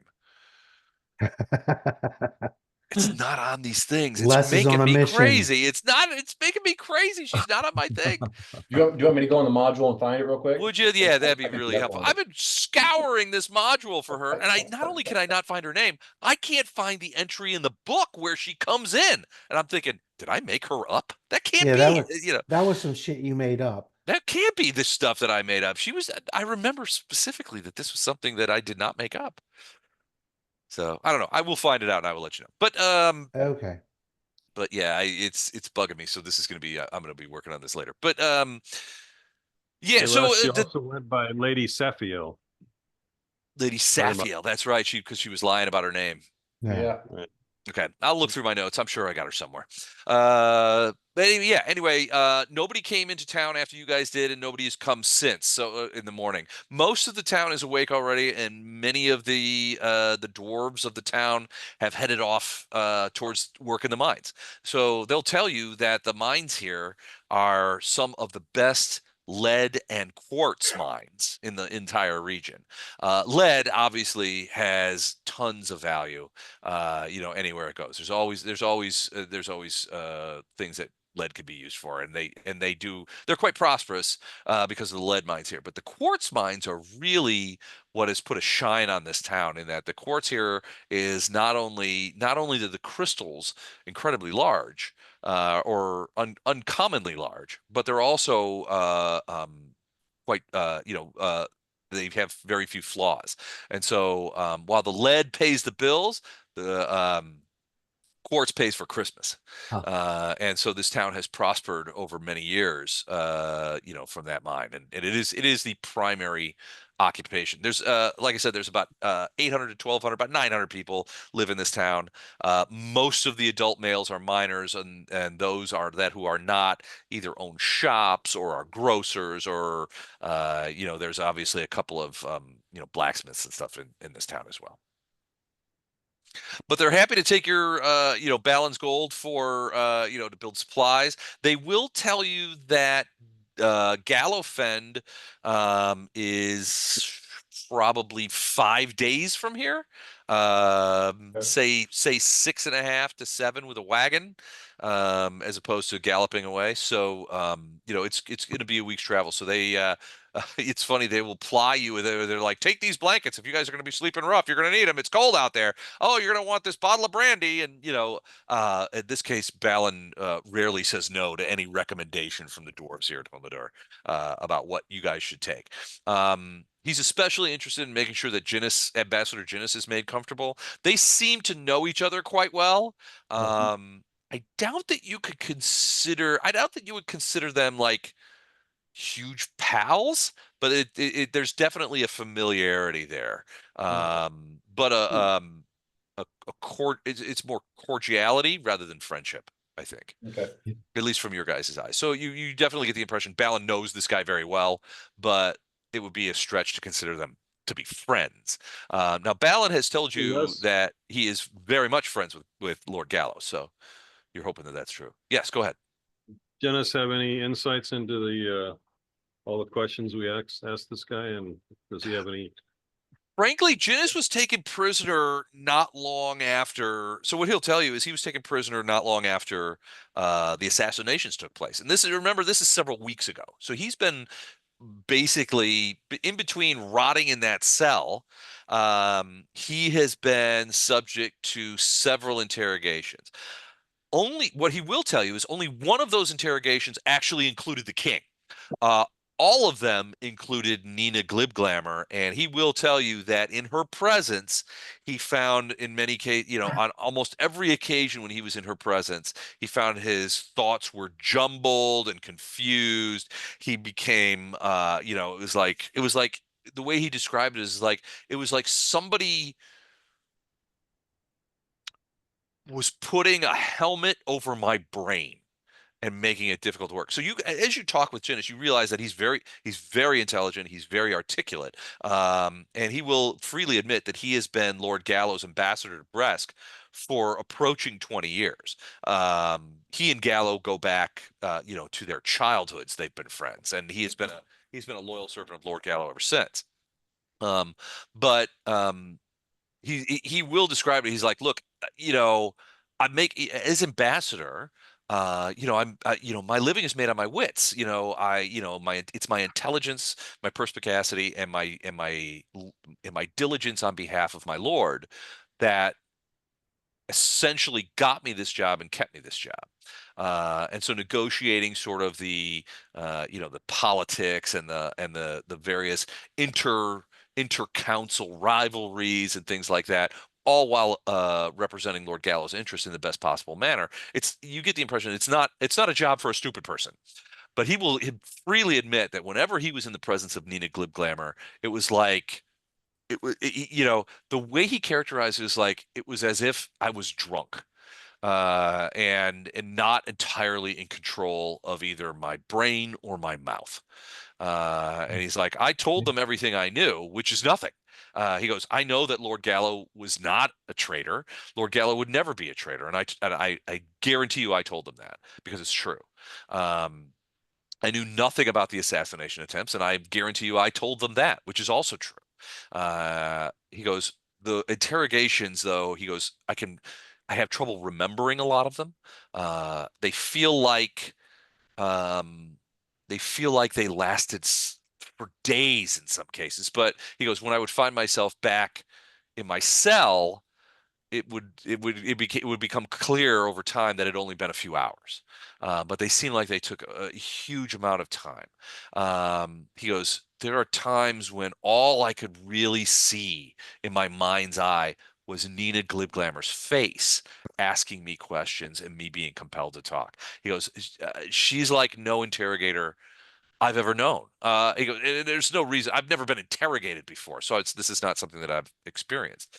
But it's like I can't help but think that magic must have been involved. It just, if only to explain the loss of composure that I had whenever I was in her presence, and I definitely chalk that up to her being there because he says I was interrogated by the king, and that did not happen.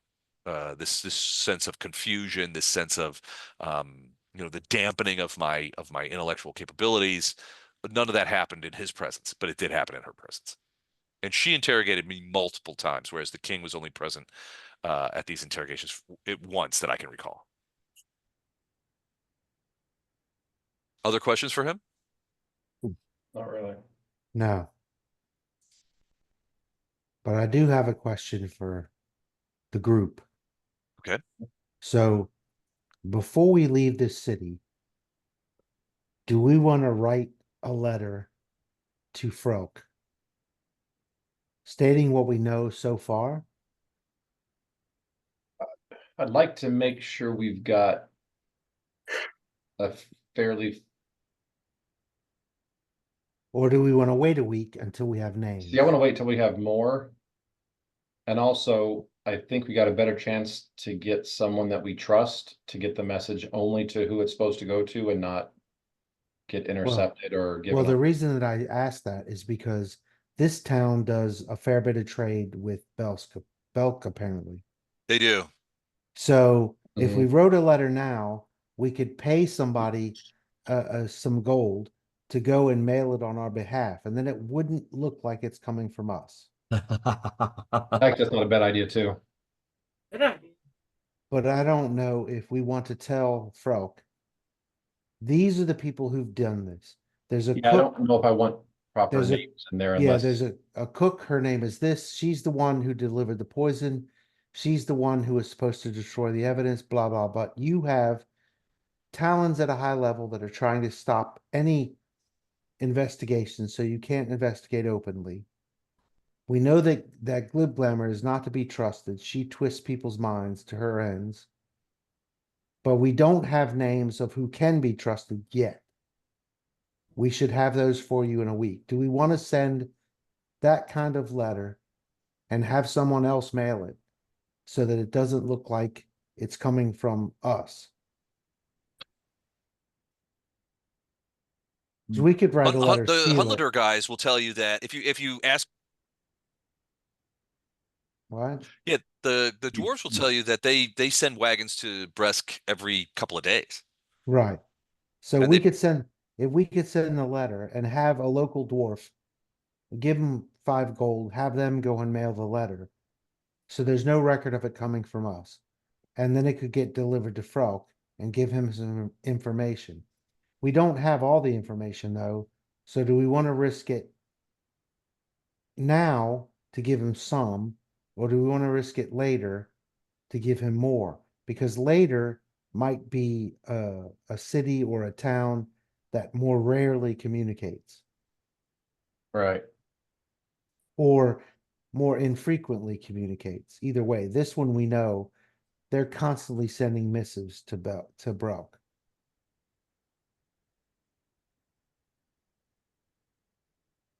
Sounds I good. mean, they'll tell you, the dwarves will tell you that they'll be happy to get a message to somebody in Bresk for you guys. Or Bresk, sorry. They don't know that you guys have been kicked out of Bresk. Right. Right. But again, if they get asked, oh yeah, two half drow elves gave us this. Actually, That's immediately. we look like half elves, so. Well, right, but that's gonna get the letter seized. If we write it and give it to a miner and have them take it to the post office for money, then it'd just be, this is a message from some miner guy. It'll draw less attention. It's a good point. A little cutout But there. yeah, but again, we don't have the full information here yet. We've got So- enough to get him started. Right. But do we necessarily want him to start before we know the questions that we are gonna ask in a week? Yeah, it's gonna be a lot better if we can As say, to who's whatever gonna you be do, trusted? don't let, you know, Yeah, this these person four above people. you know what's going on, because he's actively working against you. But this guy's a loyalist, so he could be someone that you could maybe confide in, as long as you don't include these four traitors. Right. But then again, we would be sending that message from the next town. Well, we'd be sending it from, no, we'd be sending it all the way from to Gallo or whatever. And Yeah, right that's what now I'm saying. And right now he's a traitor. Yeah, he's persona non grata. His diplomat has been labeled a traitor. So if I don't know if there's such a thing really, but if the postmark is from Gallofend, it's not going to get through as easily as if the postmark is from here. Does that make sense? Yeah. Yeah, if it comes from if it comes from this town. Yeah, no, I mean there's always, mail and messages and materials going back and forth from here in Bresk. So it would Right. be just one thing among many things. Right.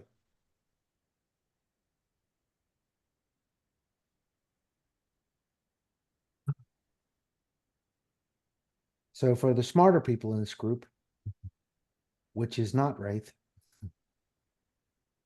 do we want to send a message now where it will likely get ignored with 1,000 other messages and get delivered to the Talon guy? Or do we want to risk waiting until we have more information I think and we should, send it from a more dangerous place? I think we can send it to give him at least a warning that this is going on. No. So at least he knows, hey, you've got people above you that are actively working against this. So Right. more to come more to come later, but just be aware of that. Right. And then we can at least get him warned, and then maybe he can start poking around on the cook thing, and then You leave out the residents yes, and not talk about that, I think, with all the book codes. in big red letters, we're going to put top secret on the envelope. No. do not open this unless you are really, really, really this guy, like for Right. reals. We're putting Also, that on don't the other be- side. Don't open if you are a traitor. Oh, well, If sorry. you are a traitor or a Sargavin, don't open. I can't open this. I'm sorry. I'm a traitor. Wait. Oh, that wasn't supposed to say that. Yeah. Right. But if we send it from here, it could be to Frelk from Yeah. some miner. And I mean, if the outside has to have something on it, it could be, mining concerns or something like that. Maybe Or just a heart sticker. there you go. We can make it seem like a love letter. Send it from a female dwarf. It's all good. But it'll be less likely to draw attention coming Yeah. from here than it will be coming from And then, Gallofend. we can just warn him. yeah. We can't give him details and say, look, we can get you more details later, but right now this is all we've got. Just, And thinking about it, if once we get the details, we could send the message to here and have some to the person we paid money to, have them collect it and then send it to The Bresk. bartender, Helk. Yeah. Herelk, or yeah. Then send it up there so that it doesn't come from Gallofend. Because I'm thinking if Gallofend has been declared a traitor, any messages that come from there are going to be marked for confiscation. Or at Yeah. least Well, even if messages could come from, I mean, he's already been declared traitor. a traitor. It's doubtful that any messages are getting, that there's anything getting through. If there are messages going back and forth from Gallofend to Bresk or to the king's palace, Right. then likely they are official kinds of things. Yeah. Right. And for that Yeah. matter, we could send one message now and create an envelope and give it to the person that we give money to. And then we send the other Say, message hey, from we'll be sending a letter here in a week. Gallofend to here, and they Yeah. put it in that envelope. So it's got hearts and smiley faces and kissy faces all over it. And they send it up there from their town to Herelk. And it looks like he just has a dwarven admirer. It works. Okay. Well, maybe. I think it works better than the alternative. Until So- his girlfriend finds it.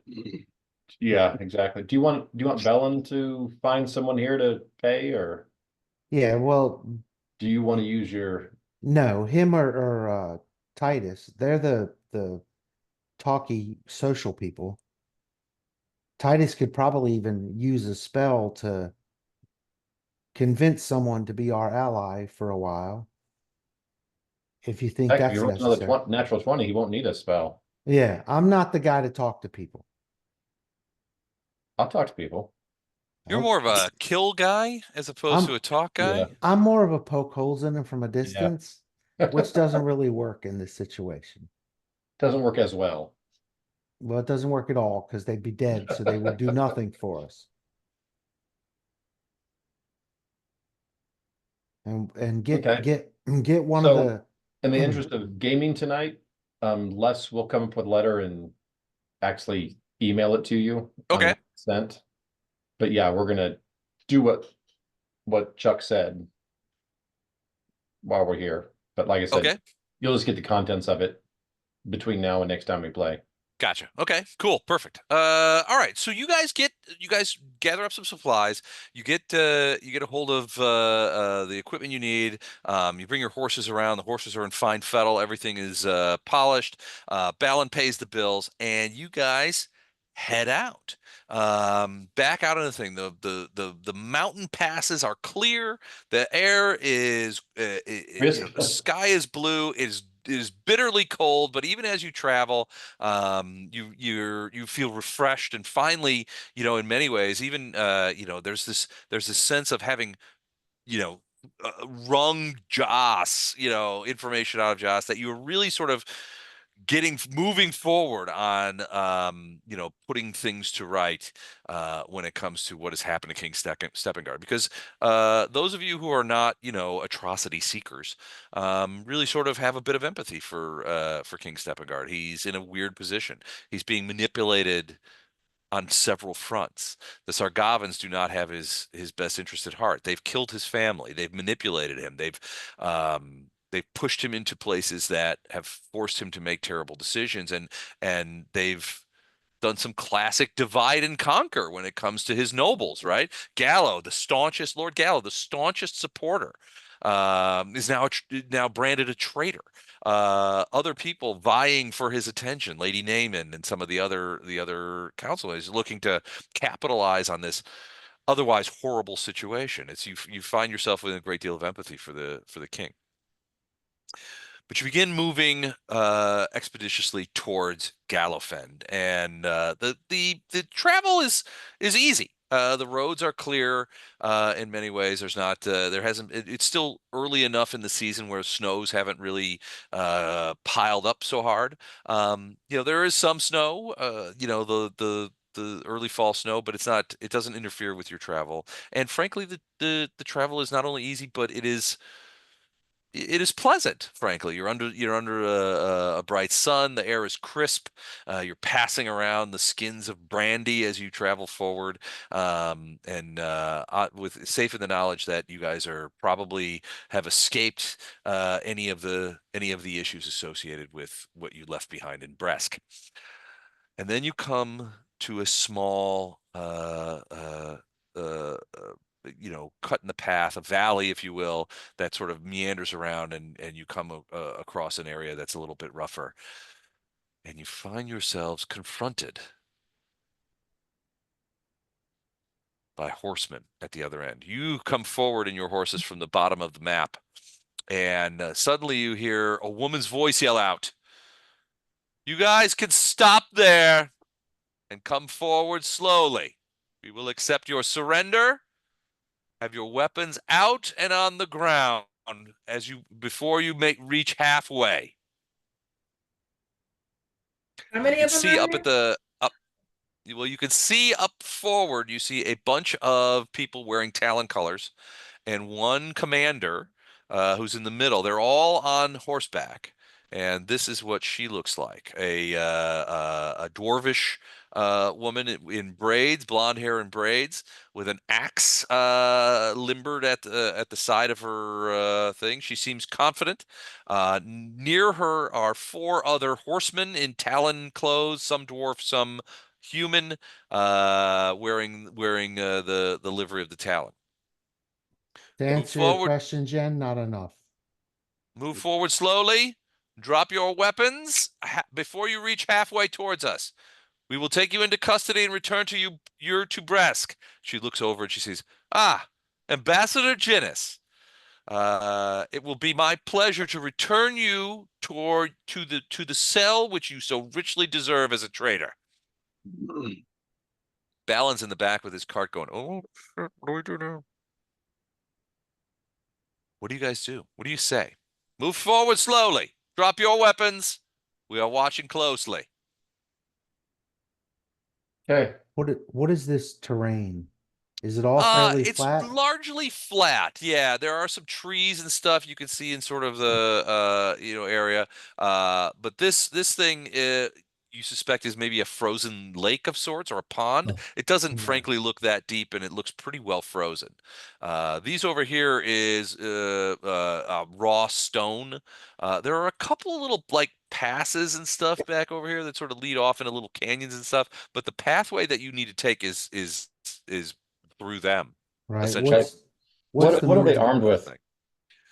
Well, the 4 guys, the four Talons have short hafted lances, plus hand weapons. Some of them have swords, some of them have axes, depending on the preference. The Talon commander has an axe and a lance, but her lance is on her offhand. She hasn't got it out.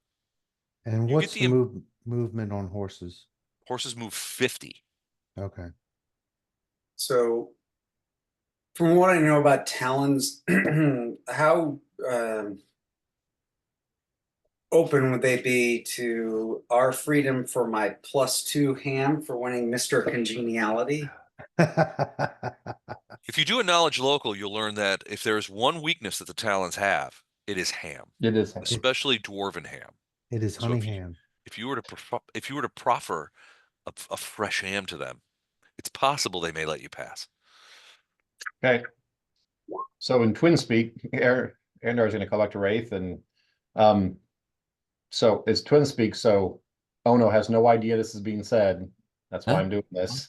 Huh? So, he's just gonna go back to him and say, once the fighting starts, it's your job to make sure no one makes it out of the combat alive. Hmm. I'll take care of anyone who gets close to me, but you need to make sure that no one can escape, because all these guys have to die. Agreed. There can be no witnesses. So I'm Again, this Twin point Speak, so you before guys can in understand that. initiative, I want to cast message. Okay. So, Atrocity time. Oh boy. It's atrocity time. and I'm Are gonna, we- if you cast message, we're familiar with this. You've done this enough that we know. No. So I will say, I'm gonna do my best diplomacy intimidation to get as close as I can to them. And as soon as either they attack or you see me attack, then everyone else can join in. But I'm going to try to BS my way up there to get as close as I can before they. Ono's like, where's my sack? No, you might have to punch someone. Oh no. These guys are probably the corrupt ones that are on the side of Sargovans that have killed the king. So Well, now wait a second. They don't necessarily have to be. This no, is no, no, obviously. no. DM, you don't get a voice here. Yeah, I stop do. stop talking. Wait, We're no, I get a convincing- voice, don't I? No, we're convincing Ono that this is an acceptable thing to do. So shush. So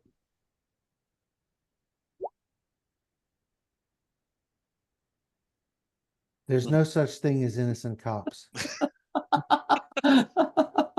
Ask What anybody. is who- it? Ask ATAB? anybody. Ask anybody from Baltimore. There's no such thing as innocent cops. ATAB. All Talons are bastards.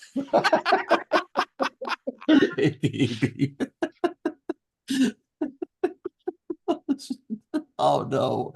Oh no. ATAB. Wow. ATAB. My God. so Oh jeez. I'm posting that on the internet. I'm Oh, just so that you guys know. All right, so All we're not pads. in initiative mode. Not right? yet. Not So yet. yeah. So basically, the Talon commander, the dwarvish woman, has basically said, move forward before you reach halfway to us, which you guys would say probably the middle of that pond. Say like, I don't know, like here.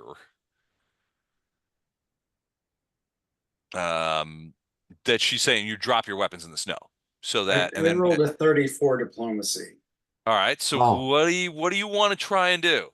wow, dude. I want to say I have this +2 dwarvish ham, and it's yours. Ooh, the ham attack. Ham. You could tell that at least 3 of the 5 Talons are interested in the ham. And you can see the Talon command. They're like, okay, wait, let's hear them out. He's got a ham. Let's just hear what they have to say ham-wise. He's got a They've he's got a honey ham. bake. He's got ham. Maybe we're wrong about these guys. You know, we didn't know about the ham. And a flagon. Would guilty men proffer ham of such quality? I say no. But you see the Talon commander going, look, ignore the ham for a second. We have a job to do. But it's ham. It's ham. What are we gonna do? And a flagon. Oh And a my God. flagon. Huh. All right, so you guys are going into like weird flanking positions. We're gonna keep walking up. Well, she said go slowly, so I'm going slowly, but I'm gonna be making my way up towards the Okay. halfway point. Okay. I was gonna say something, but since Titus had such a great start, Arendar's gonna keep quiet for now. So yeah, my guys are just gonna come up a little bit. They want to find a good pit for heating up the ham. Okay. It's nothing suspicious. I'll tell you Nothing to what, worry about. when you find a good ham pit, you don't just abandon it willy-nilly. I mean, ham pits are hard to find on the best of days. And Um, yeah, and they want to find a place where they can create a fire to create some bread to make some lovely ham sandwiches. Exactly. Oh no, you should be able to move your horse through. There you go. So Oh, my So horse as you can- guys sort of like split in different directions, well, we can't walk over the ice. That wouldn't be safe. they become cautious. So you can see that the 4 Talons that are not the commander are sort of unlimbering their lances. So they've got their lances out. Now these lances are sort of like, they're not like knight in shining armor lances. They're the sort of short, thick boar spear type lances, but they are I mean, you look at them, they are effective, and these guys seem to give off every indication that they are effective. She does not pull a lance, but she does pull her axe out, and it is a long-handled axe, at least long-handled for dwarves, and one that you definitely get the impression that she could use from horseback. And she's like, I don't know what you guys are doing. Just move forward and drop your weapons. This is not what we talked about. You guys need to is that one not going? Hold on I a don't second. really want to. My horse. Yeah, couldn't dude. do it. You know, I got a feeling Sure, these guys try now. aren't the real bad guys. These aren't What's that? weapons, these are eating utensils for I don't- ham. Yeah. All right. Vondi and Lorelei and Ono, give me a quick perception check. Yes, sir. Perception check. Oh boy. Let me see. Where am I? Perception. Here we go. Ono says, a 22. Okay. Poe got a natural 1 and Vondrum got a 27. All right, so Poe, you and Vondrum are sort of riding next to each other. Lorelei is flying around, sort of looking at other stuff. But you see, nestled in this little canyon over here, what looks to be another Talon hiding Where at? out. Where at? Actually, Here? I went the other way last night. Yeah. I was Vondrum saw Lorelei I was talking about. Yeah, Vondrum yeah. saw that. Eating the trees. Yeah. Vondrum's just. Oh, Vondrum, did I say Poe? Sorry about that. I meant Vondrum. Vondrum's just gonna call out that, hey, it looks like you lost one of your guys up here in the corner. Nice.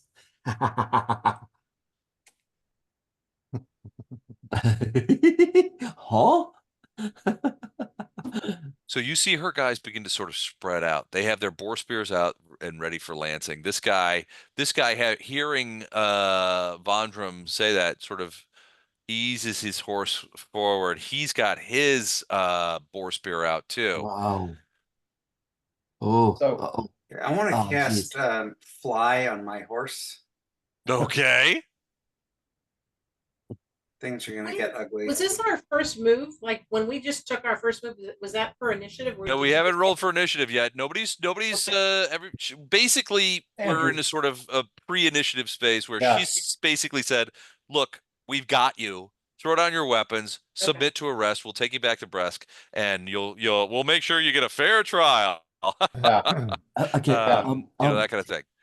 Oh no, it's gonna call Titus out. say anything? I'm sorry. Is Titus going to say anything else? Um, Because if not, Arendar's got a mouthful.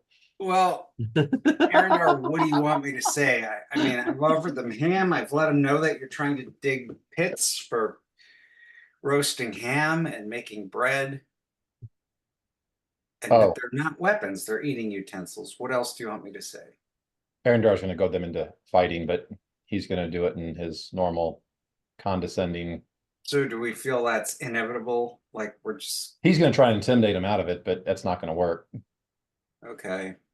But he's going to give him a chance because he well, feels he owes them a chance. I'll try to back up whatever you say. Okay. What do you say? So Zendar comes forward. It's gonna be, oh, so are you the Talons that are really working to find out what's going on with the king? Or are you the ones who are covering up what happened to the king? Because I need to know that before I make a decision on what I do here. So they all kind of, so at this point, a lot of the Talons that have sort of been moving forward kind of look over like, I don't know how to answer that question. Are we the ones? I think we're the ones looking for the king's problems, right? Right? Are we the baddies? Are we the baddies? Yeah, exactly. So I mean, If so they are, they don't know it. And he's kind of, so let's see how well he's doing this. So he's doing a good wow, job. okay. He's doing this with the most condescending kind of like, look, if you guys are not the ones who are trying to solve the king's problems, then that's going to change what I do here. Basically, it's a not so veiled threat. All right, so the other guys, like the other guys on the horses are sort of looking around, going like, "Are we the baddies? I never got that memo. What But the Talon commander kind of looks forward, and she has a disgusted look on her face. She goes, "How dare you, traitors and friends of traitors, tell us that we are disloyal, that we are corrupt? We are King Steppengard's Talons." And we are above reproach. We are loyal to the And you king, think you're and we above the seek law, too. and we seek out those people who have tried to assassinate our king and have killed most of the family. of you which kidding? you figure prominently. Who are you? Are you kidding? I'm sure we've come, these us little 6 or 7 outsiders here have come way further than you guys have as figuring out what's going on with your king. And we're actually trying to solve your problems. But if you continue along this avenue, then I'm going to assume you're the ones that are trying to cover up what's going on with the king. And we're going to assume that you traitors aren't going to stand for being dragged back to Bresk. Gentlemen, at them. And let's Okay. roll for a niche. Oh, all right, fine. As they spur their horses and begin galloping towards you. Ugh, I did not want.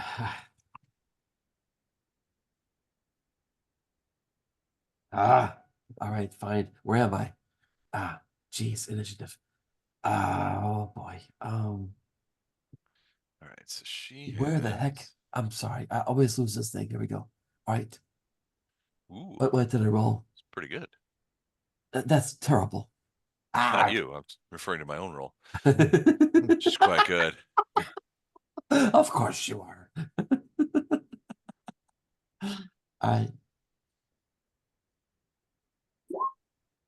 Not as good.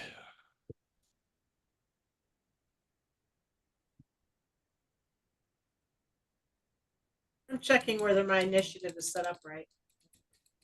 Ooh.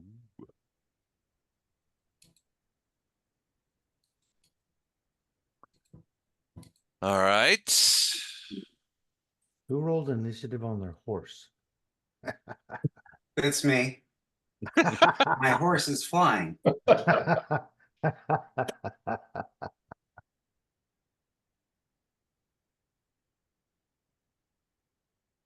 All right.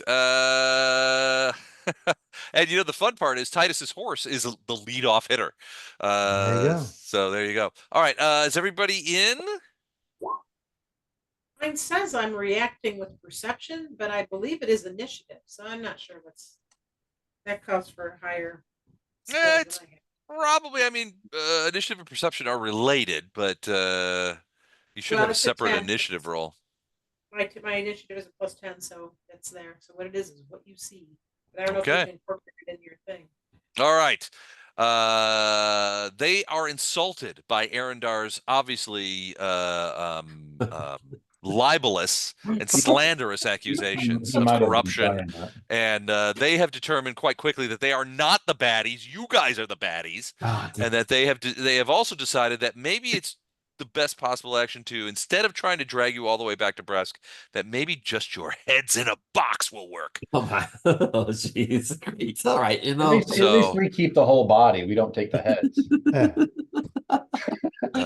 They only need the heads to put on spikes out front of Bresk. Show what happens to traitors Nothing and offends losers. nothing offends crooked cops more than being called crooked cops. What was it? I saw that in Justified. It was like there was a whole thing that have you guys ever seen Justified? It's such a great show. Yeah. There's a point where he goes something along the lines that I'm paraphrasing. He's like, I always enjoy when I call crooked cops, and they get this look on their face like they're shocked that they're crooked cops. Not knowing, like they didn't know that they were crooked as shit. Like All it's right. a surprise. Like it's a surprise, exactly. All right, Titus's horse, you're up. Okay. I am going to cast Fireball at Ooh. Talon Commander. Ooh, no shit. Okay. I might as well. That's what we lead start- off with. I gotta be honest with you, I didn't expect that. Okay, let me see. Where is my stuff? You can get 4 of them in a fireball. well, it's a Depending on how 20-foot you angle them, you radius. might actually be able to get 5. Where are my? Well, let's see if there's one in there. It looks like there's a spread there, so I might be. I don't think I can get all 5, but I could get. You can definitely get maybe 4. 3. Oh, It's you a can get 20-foot 4. radius. Right. So a 40-foot circumference. Yeah. Oh, So I love playing with you, Chuck. You're like You can get pretty much all 5 of them, I think. Just give him a 40-foot you can get at circumference least circle. 4 of them. Okay.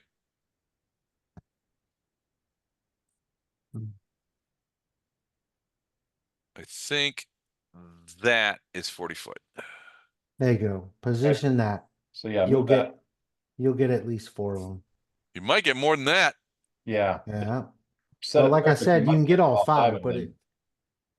it's up to you how to position it. Oh, that's too big. Hold on. I got a small on that. Just a teensy bit before you start going to town there. There you go.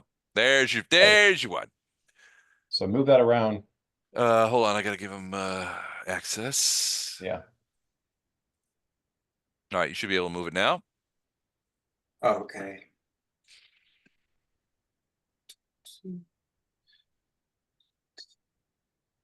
Opening up with a fireball. No, Holy go. sh! Yeah, keep going over. I think you can get 4 of them. Really? Okay. Yeah. Hold down the Alt key. Wow. I don't have an alt key. I'm What is gonna do it. What are you on a What is- compact? What is this Mac Oh, nonsense? wait, that, Yeah, right that is there, 4 right right there. there. There you go. That's 4 of them. Okay, yep, that's 4. All right, so ba-boom, it just goes off like crazy. All right, so I need to make some Reflex saves. brief saves. This is gonna be Okay, Andrew, you good. need to give him the DC for that. So you can Yes, figure that out quick. 21. 21. All right, Excuse so me. this is for the commander. What No. did I get? No. Oh no. And this is for the rest of the guys. So one from left to right. One. Oh, that one did okay. The one you would not expect. So this guy here actually Made it. made his save. I don't know how that happened, but Yeah. seemed like the So then least you need to likely. roll. Everybody else got the worst handed to him. So Yeah. what is the damage? It's 76, unless you've got any bonuses. 76? That's too much. Yes, let's go with that. There's a Oh. bug in my house and it's making me crazy. Yeah, 76. That's right. It's some sort of like little baby moth Yeah, that keeps unless you flying have some around the kind of things, but every once in a while. special Hey, Les, thing that gives Yeah. you like an there's extra probably die of about fire 9 I damage. do million not, but I 703. have an open slot to max my spell or range. I just haven't Say that figured again? out which one. But yeah, It's 76. just, yeah, so just roll 76. What was that, Jennifer? I said there's probably 9,787 bugs in your house. They better. Well, I think the guys who are working on our bathrooms killed all my house centipedes because I've seen more bugs around, and my bug killers are not working. Maybe they're just on vacation. And Andrew, it's up to you to roll that. Oh, I'm sorry. Okay. Yeah. Thank you. 76. I appreciate that. Let's see.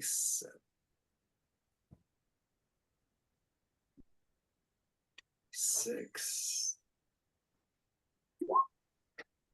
Ouch. Okay. So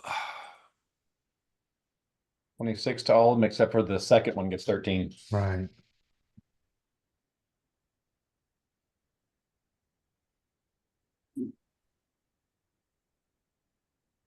okay. A couple of things are gonna happen. So the fireball is going to be easily enough to kill the horses.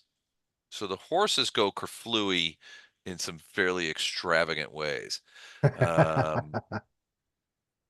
And the smell is brutal. Oh no, it's horrified. Well, you should be. Not Who the took their hands off his eyes?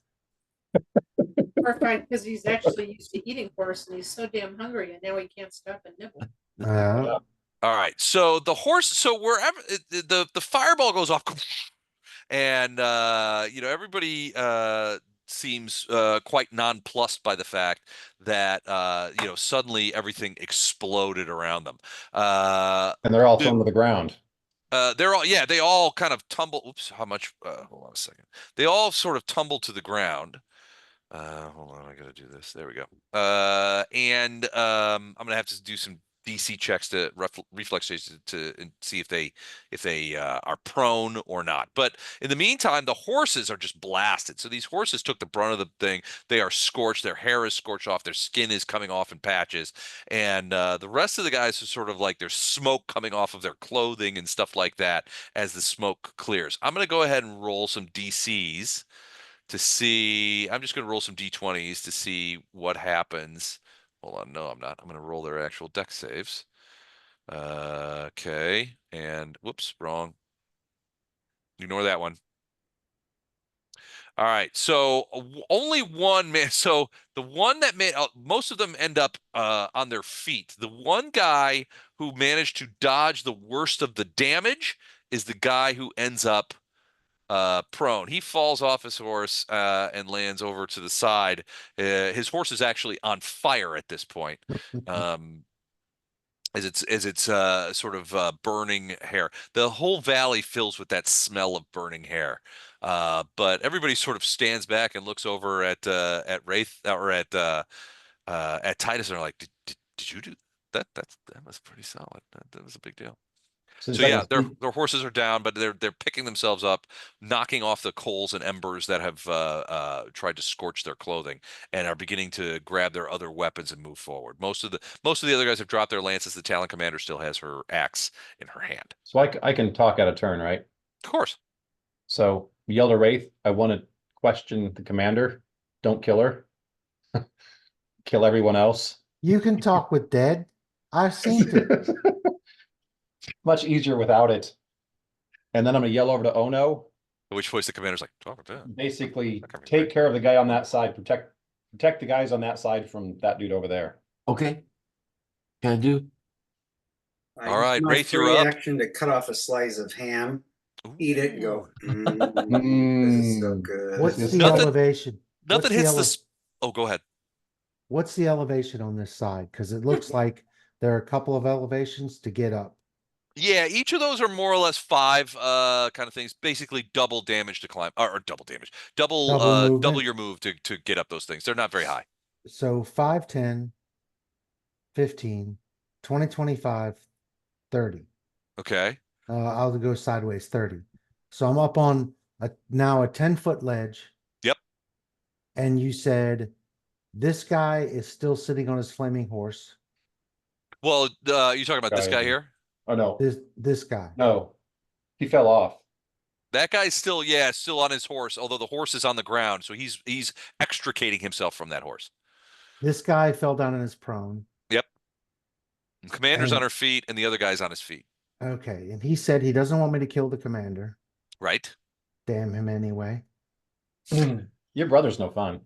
Yeah, exactly. This is well within my range. So I'm going to fire rapid shot. Ooh, okay. 19 to hit. 19 will hit. 11 damage. Oh, that's going to be more than enough. The arrow takes him in the throat and puts him down. He was already pretty scorched. Whoops. He was already pretty scorched. That arrow just he's sort of like shrugging it off, like what the hell happened? He's concussed and that kind of thing, and the arrow just like takes him in the throat and he just falls down. You see the commander sort of look over like, oh shit. The commander's starting to get a look on her face like perhaps we are undergunned for this particular She's like, that ham actually sounds really good. Yeah, maybe. Can we revisit the ham discussion? So after the first arrow, can I Yep, absolutely. So then this guy here, Yeah, he's also grievously wounded. that's going to be the second attack, which is All right. 30. That's a hit. 6 points of damage. That will kill him. That's a double worm. And then That is a double verm. Nice. this guy over here who's unhit.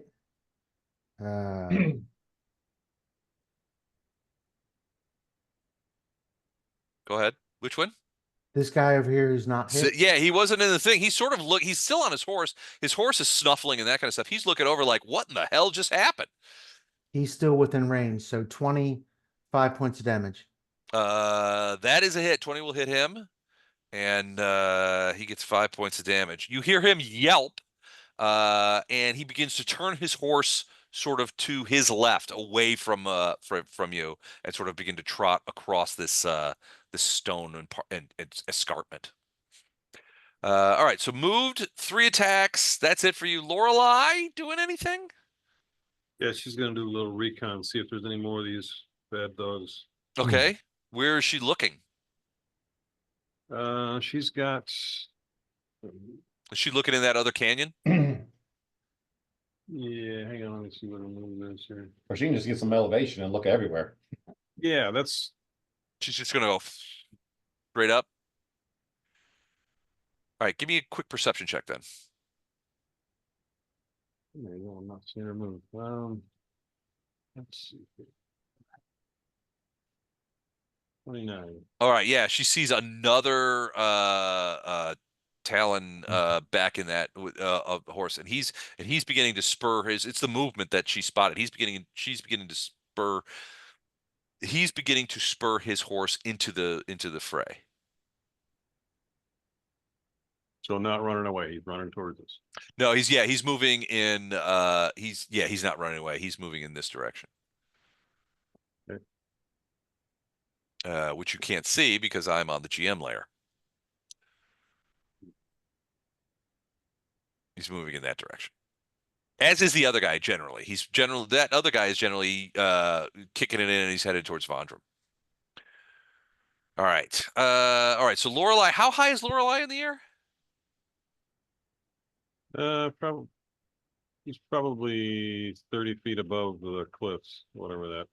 All right. So total, those cliffs that's 10 feet. So probably, so you say 30 feet. So let's just put her at 40 for right now, just so we She know. has her light. She's got her light off. So if I can roll let me roll a stealth for you too. 39 stealth. So she's up in the air, but she's not doing anything to attract attention. Gotcha. Okay. So I'm just going to put this little 40-foot thing next to her so we just know exactly where she is. So she's 40 feet in the air. All right, Talon Commander. So she exits the remains of her horse, which are now smoldering well. She's got her axe in her hand. She wants to put some cover between her and Ray. So she is going to do 1, 2, 3, 4, 5, 6. She's going to do a full movement into here and back up against that wall so that Wraith, you cannot see her. Which one is he? Oh, that one. Okay, so he's going to charge. 1, 2, 3, 4, 5. Hang on. 6. Can I see? Can I message Wraith? Sure. You saw her pop. Well, yeah, Titus, you could see her. All right, Wraith. She's hiding behind that rock. The rocks I'm standing on. So I can move 30 feet and look down at her. That's Yeah. a good idea. Nice hiding. Well, she's Well, just been blown up I and was had a gonna couple of her say. guys shot away from her, so she may not be thinking 100% rationally Right now, she's just trying to get out of the immediate fire. Okay. Yeah. So this Talon runs straight at Vondram and tries to spear him with the lance, and he's got the charge bonus, so he's going to 23 hit you. I'm going to the right page, and he is going to hit me. Yes. Okay, so he is going to do 2d6 plus 2 as the spear hits you hard. Okay. For 10 points of damage, but he does not have drive by attack or ride by attack, so he stops there. He lets go of the spear and draws a sword. Now that he's next to you, he rears back and he's going to strike with the sword. I say, is that any way to say hello? It's a fine way to say hello. Just doing my job, ma'am. Just doing my Arendar. job. Nothing personal, just Stop resisting, ma'am. Stop resisting. ATAB. He's got her in a chokehold. Arendar, you're up.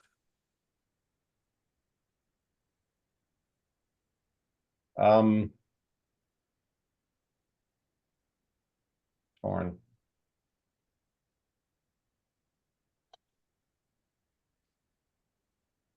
Do I see this guy? He hasn't moved yet, has he? Which guy? He is moving. Give me a perception check. Lorelei has seen him. You may not have a good angle. Right. Let me look at that real quick just to be sure. I don't think you have a great angle on that guy.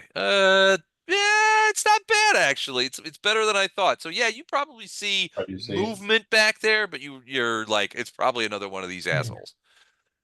So this Talon right here, is this the one that you said is starting to head this direction? Yeah, he's heading over that stone escarpment.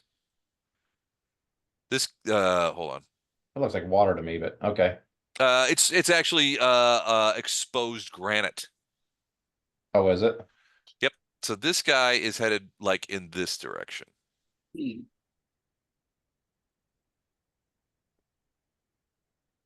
just seen two of his dudes get blown up and skewered, so he's sort of moving away from Wraith, I guess, for a better term. He's not you get the impression he's not 100% sure where what just happened.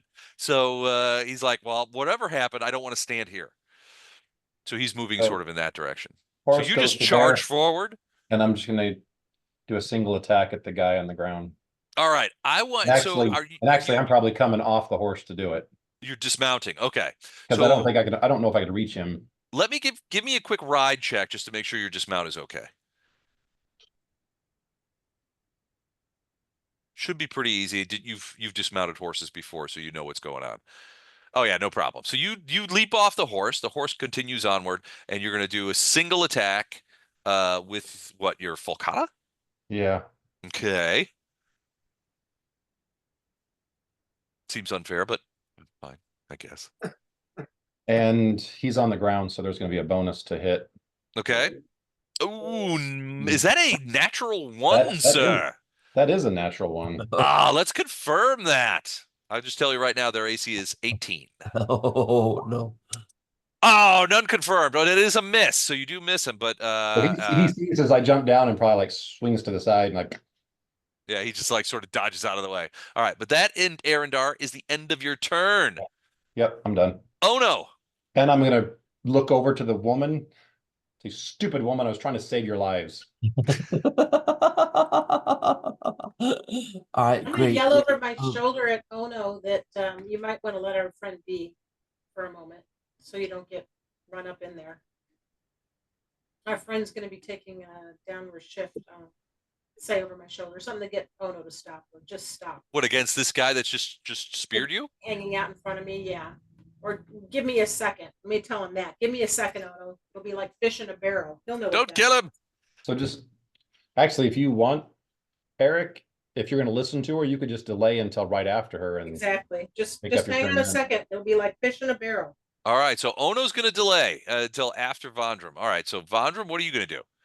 I'm gonna say, have a nice ride, friend, and I'm gonna step back 5 feet and bring my Oh horse, no. and I'm gonna create a pit underneath his ass. Oh no, with the horse. All right, so hold everything. It's a 17 reflex. All right. Whoop, pit opens up underneath the guy. 17 reflex. Oh no. All right. Well, let's see. His reflex is +5, which is pretty good. It's not necessarily a thing. He can make it. Here we go. Ooh, he made it. Let's do for the horse, who does not have as good a reflex. Let's see, what is the horse's reflex? Actually, the horse actually has much better reflex. So Really? yeah, horses are plus. He's +5. Horses are +7. Wow. Yeah. And they both sort of leap out, and they leap out, so they miss you. The pit misses them, and they leap out. Hold on. Does that take their turn or anything? Does that leave them? no, like, it's just a reaction. They're going to jump out in this direction, but they miss the pit. All right. You've moved and cast a spell, so that's it for you, Vondram, right? I'm done. Oh no. Yes. This is the moment that Vondram asked you to wait for. All right. Yeah, Good. but All right. not as exciting as I'd hoped, don't know, but That's okay. All right. So I'm gonna punch that guy. All right. But Go. you're riding a horse, so you're going to ride your horse over there and drive by punch him? And kick him into the pit. I forget I'm on a horse. Ugh. All right. You could. Well, so Chuck had a good idea. Maybe you could push him into the Charge pit him. somehow. go around the other side and charge him. Yeah, like on this side, maybe. Let's see. Oh, I see the pit. You know what? Throw yourself in it. I'm gonna drive my horse to here Okay. and So you're push gonna cut- hard. You're going to cut in front of. So you're basically going to cut in front of Vondram, go over to here, and then like kick the guy and try and. Well, Get into the pit. so you have certain abilities that allow you to do a bull rush, right?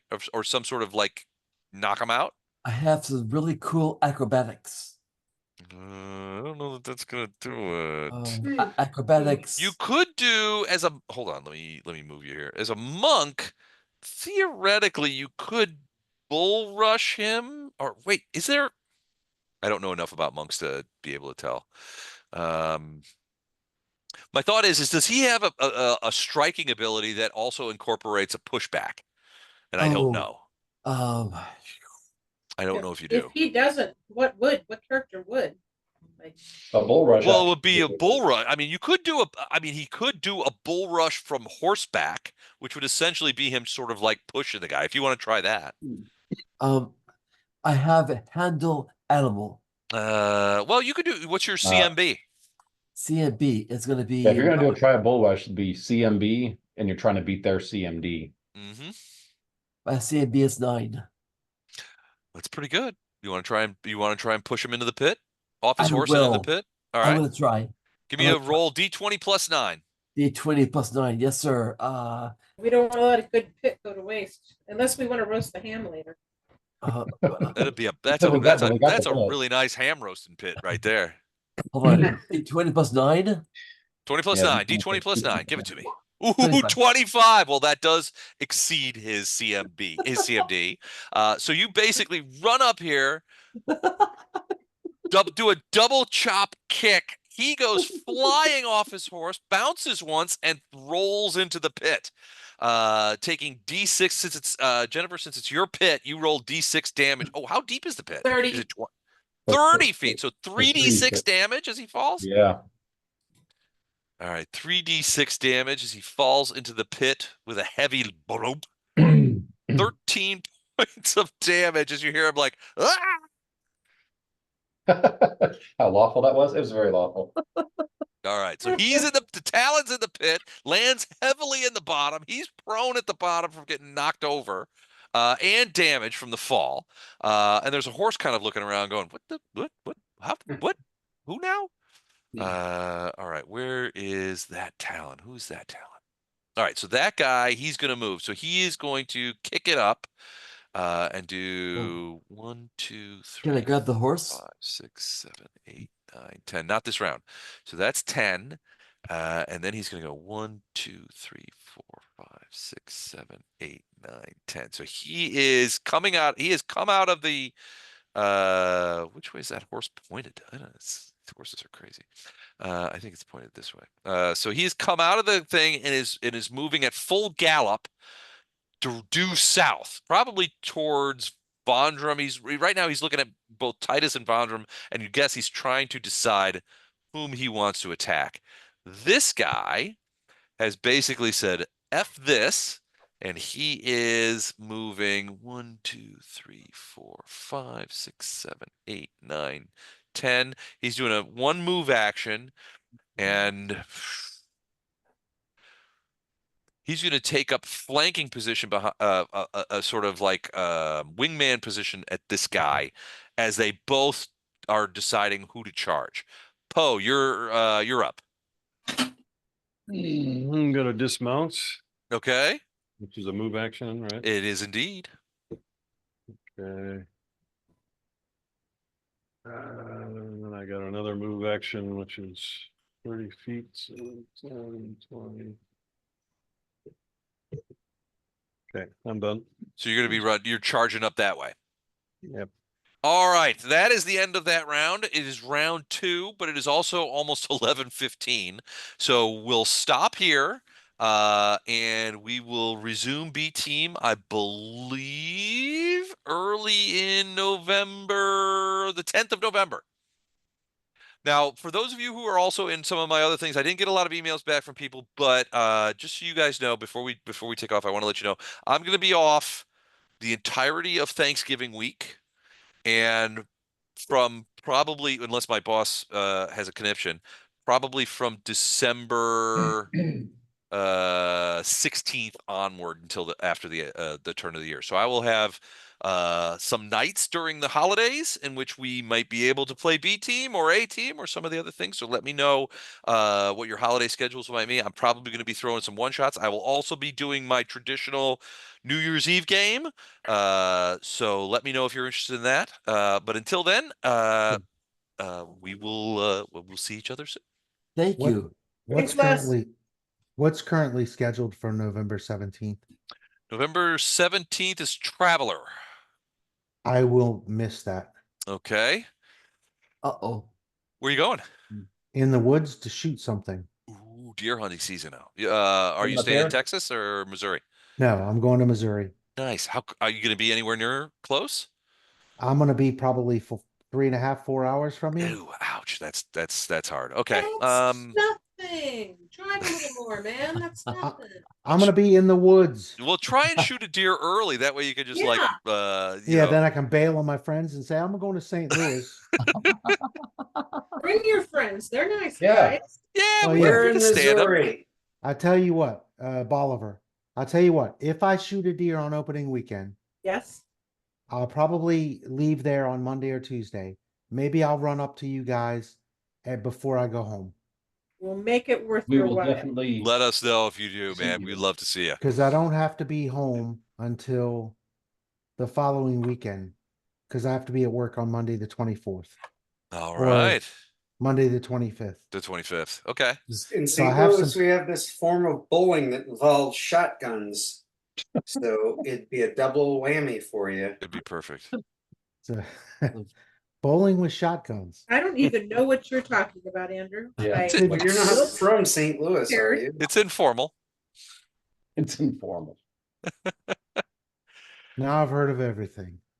All right. Well, definitely let us know if you're Yeah. gonna make that trip. We would love to get together. I'll take a day off of work if I have to. Awesome. Yeah. So am I. I'll let you know. All right, cool. All right, everybody, let me know about other games. Let me know if you'd be interested in New Year's Eve. Otherwise, have a great week. Good All night. right. See you All right, guys you guys. later. Thank you. All right. Thanks, Les. Good Take night. care, everyone. Thanks again. Thank you. Hey, Les, Yeah. where are you going for all those days? Are you guys going to get out of country? No, we're not going anywhere. We're just gonna hang out. I'm cooking on Thanksgiving, so so what happened when my boss called me last week and basically is like, you need to book your vacation. You have over 100 hours of unbooked vacation sitting in a pile. And I said, well, I was probably just going to take it in late December. And she's like, no, I don't want you to do that. I want you to book it properly. It turns out I had over 40 hours of carryover last year, and I ended up losing like 20 hours of it. And Yes. apparently she got taken to task because I did not book my vacations properly in ways that made it so that I could take it. Yep. Losing vacation days is apparently my boss. And I was like, you didn't even work here then. And she's like, I know. She's like, just book your vacation. So I went in today and I booked a bunch of vacation days. That's a terrible story. I almost feel sorry for you.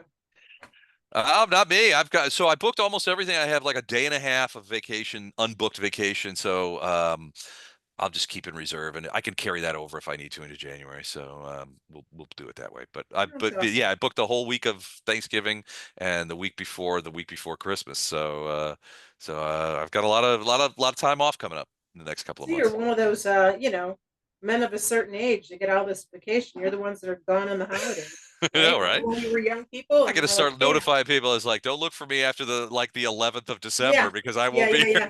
Yeah, you're there. You've graduated. Look at Yep. you. This is nice. It's gonna be good. Congratulations. That's good. Thanks. All right. See ya. All right, take care. See ya.